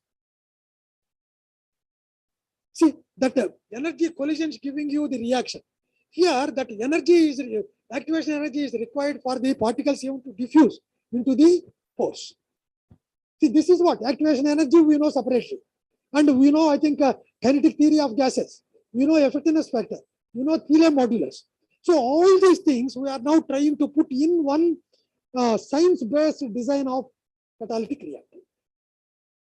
We never teach that all these things in the class. Now I feel that I think we have to teach all this, particularly for your generation. I tell you, your generation can never neglect molecules. You have to talk only in the size, at the size of molecules. We have, I think, particularly, I think, when I am doing research now, if I send a paper, 99% I can guarantee that it will be rejected. Because my understanding, my imagination is large scale, really large scale. But what they want in the papers, in research papers, is information at molecular size. And there is another thing also required. It's not simple molecules. You have to completely simulate. That you are very happy because you are using computer. Right? This Aspen Plus and all that, I think you have to use some software to show the result in the simulated form. Then only that is the knowledge they think that that is useful now. They are right, because the entire world is moving towards molecules. I think that is why after some time, it will not be electrical engineering, mechanical engineering and all that. Maybe after 50, 60, when you become old, so you will see that molecular engineering, mechanical molecular engineering, electrical molecular engineering, all molecules are same. So finally, they may combine everything is molecular engineering. You take mechanical oriented course, you will get mechanical degree, or electrical degree. But all of you start with only mechanical, molecules. Please keep that in your mind, because that knowledge for us, unfortunately, is not there right now. It is our short-sightedness as faculty members which we could not see. In the US and other countries, I think, they have slight correcting things on time. But whereas I think we have that dead time, you will say, in process control. So 20, 30 years dead time is there. Once I think Europe starts 20 years back, now only we wake up and then, okay, now we will introduce that, right? But things are not that bad the way I was telling, I am telling. But now I think the world has become very small thanks to Google. Okay, you can become a Superman or Supergirl. Why? Because globe you can see, you can rotate backward or forward on the screen. In Google, I did and I was very happy. Okay. Okay, you can see the globe and then, rotations are there. So you can move. That is the movie I saw a long time back. Superman, to save his girlfriend, he will rotate back so that when she was alive, till that point, and again starts rotating forward. So she is alive, when things change, she will not die, because he is Superman, he can do anything. So, right, anyway. So this is the kind of design what you want. Why these two steps? In this also, there is a lot of mathematics and science required. In the plant, where do you store your raw materials and products? How do you send them away? How do you bring them in? There is what is called linear programming. I don't know whether you heard in mathematics. Optimization. Yeah, linear programming and optimization and all that, they combine these things. That is only to transport. They call, there is special name for that. Mechanical people use that very frequently to transport goods and all that. It is like, more optimal way they will send the goods out. Sorry? Supply chain. Yeah, I think maybe. Yeah. Supply chain method. Yes. Maybe that. Right? So, that is the kind of thing that is also involved in the plant level. So that means even if you become a plant engineer, plant manager, you are not free. Your mind should work only with science, engineering and all that. And then finally you have to go to the global scale. Now I think this plant and globe both are related. Sorry? Trade is one, yes. Then other one? That's what he is also telling, because to transport to various countries and all that. But there is one thing, we are very famous for that, chemical engineers, pollution. Okay? So the factory which is polluting in Europe, it will go via Atlantic and then go to USA also. or vice versa. From USA also it can come to Europe. From Europe, Asia is not very far. So like that, I think, when you have a large pollution, large amounts, then they will not dilute and then they must be transported. So now at a global level also we have to think what is the pollution, global warming, how to stop global warming gases. Now we can see, no, the seasons are not coming on time. When I joined here as a faculty member in 1980 and for PhD, I tell you exactly, I think June, there used to be some few showers. And then August 15th onwards, you will have, I think, nighttime only showers. And then afterwards, I think September onwards, I think, in the northeast monsoon and all. So that will be June, July, August a little bit, south-west. And northeast will be, I think, September end, October beginning and all that. And it was repeated many times. But last 10 years, no one can say when it will start. Right? Yeah. So that is what now I think October and November 1st, I think yesterday or so is slowly starting now northeast monsoons. I am telling is global warming effect. And when it is pouring in one place. I also saw a peculiar thing. Last night, I think we did not have any rain there. Probably your campus had the rain. Yeah, T Nagar will have rain, but Rangana Street will not have rain. That kind of localized thing also it has come. All these things people say, scientists say that it is due to global warming. So that is what also connected with the chemical industry. So these are the scales what we have. I think, these things are over. Yeah, the same things what we have discussed. Here we have Schrodinger equation, kinetics and all that molecule level. Crystal level, we have telemodulus effectiveness factor, catalyst particles and Irgun's equation, reactor, piston flow and all that. Linear programming, oceans, atmosphere, flow, removal of greenhouse gases and all that is there. Okay, good. So now these are some of the products already available using nanotechnology. This is carbon fiber tennis racket, which is very costly. Ordinary people cannot. You have? No. Okay. Right. Yeah. So it is also good to play games. I think it is very good. In fact, actually, I feel that if you play more games, you will be more intelligent and then, you will have more marks also. Because brain will be very active. Even after playing 1 hour, 2 hours, you spend time to read your lessons, what you learned on that day.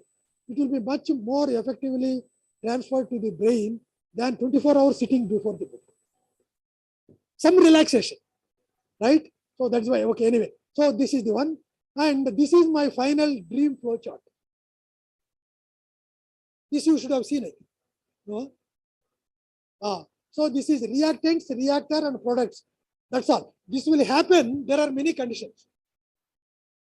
Okay. I don't need any other equipment except reactor. No other equipment is required. This is possible only when I have a reaction taking place at room temperature. Okay. And thermodynamically, it should be feasible for at room temperature and also at atmospheric pressure. Right. And also I have the purest form of reactants. And I should get 100% conversion, which is impossible. Right. And then purest form automatically will come.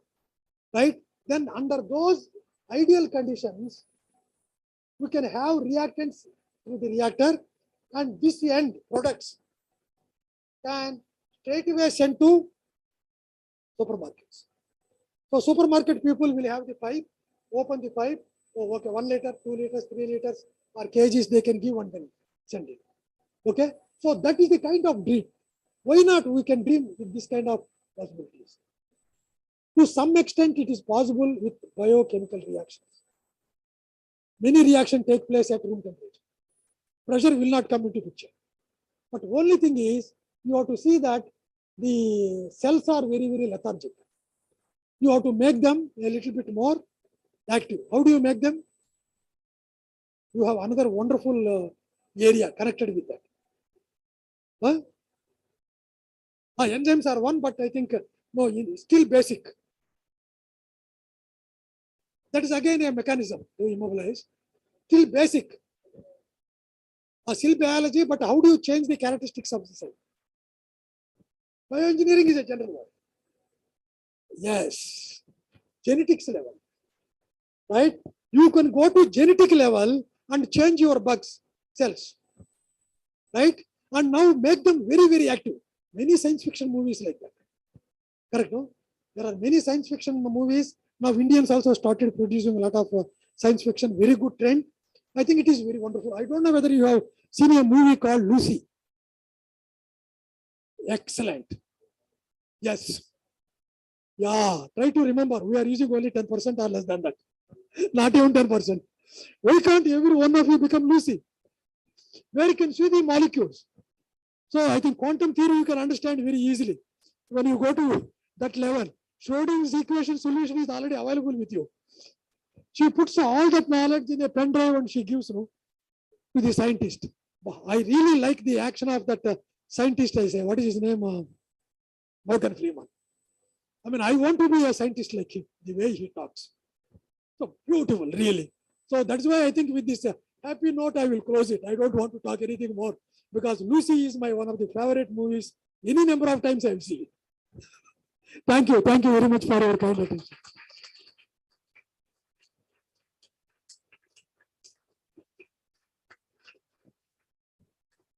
So another 15 minutes, 3 hours.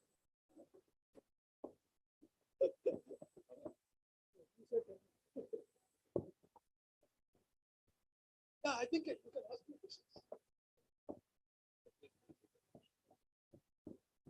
This I will use.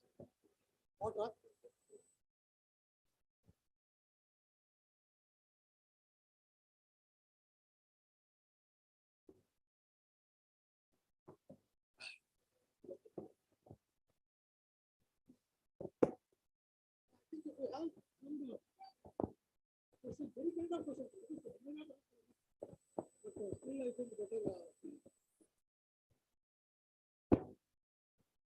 Anything about chemical engineering or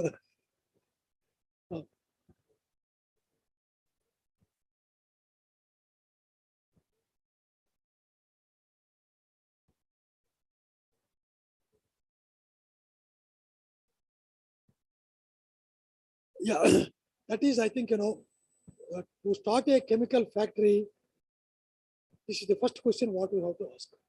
Okay, how do I get my raw materials? Right? Yeah, and now the crude oil and all that for energy sake you are talking, or you are talking about petrochemicals. That I think the world politics play an important role. We cannot solve that problem, but we suffer because of it. Now we see in Ukraine, I think how many industries gone, how many thermal power stations have been destroyed. I think this is because of crazy people on this planet. That too, I think we can't, science cannot answer that. I don't know whether even thermodynamics can answer. God. God can answer that. I'm sorry, I think, that is true. This is one of the things. Unfortunately, you are caught in that kind of situation when you have started a new industry. You are caught in this kind of situation. Who to ask? There is no one. But only thing I think we pray God is that you should have a strong heart to withstand all that. Because already you have invested the money. And now I think, things which is not in your control is affected. So what one can do? What? Just keep quiet, that's all.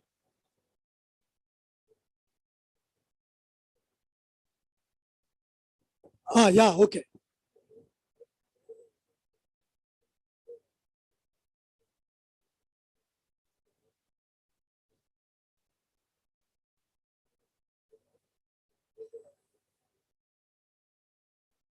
Right now, I don't know, but the answer lies with the research in molecular.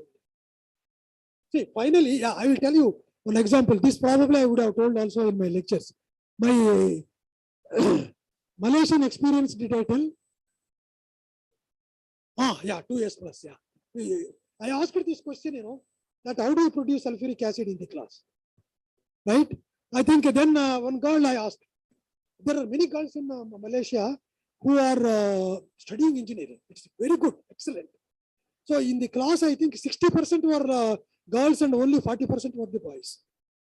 In India, I think it is much less, I think in the reverse way. So I think they are very active and then very jocular. They are very friendly, very good people they are. So then I think that girl I asked her, and then she told, sir, I think you take sulfur, you take hydrogen, you take oxygen. H2SO4, no? Right? Hydrogen, sulfur, and oxygen, you put together, you will get it. And everyone laughed.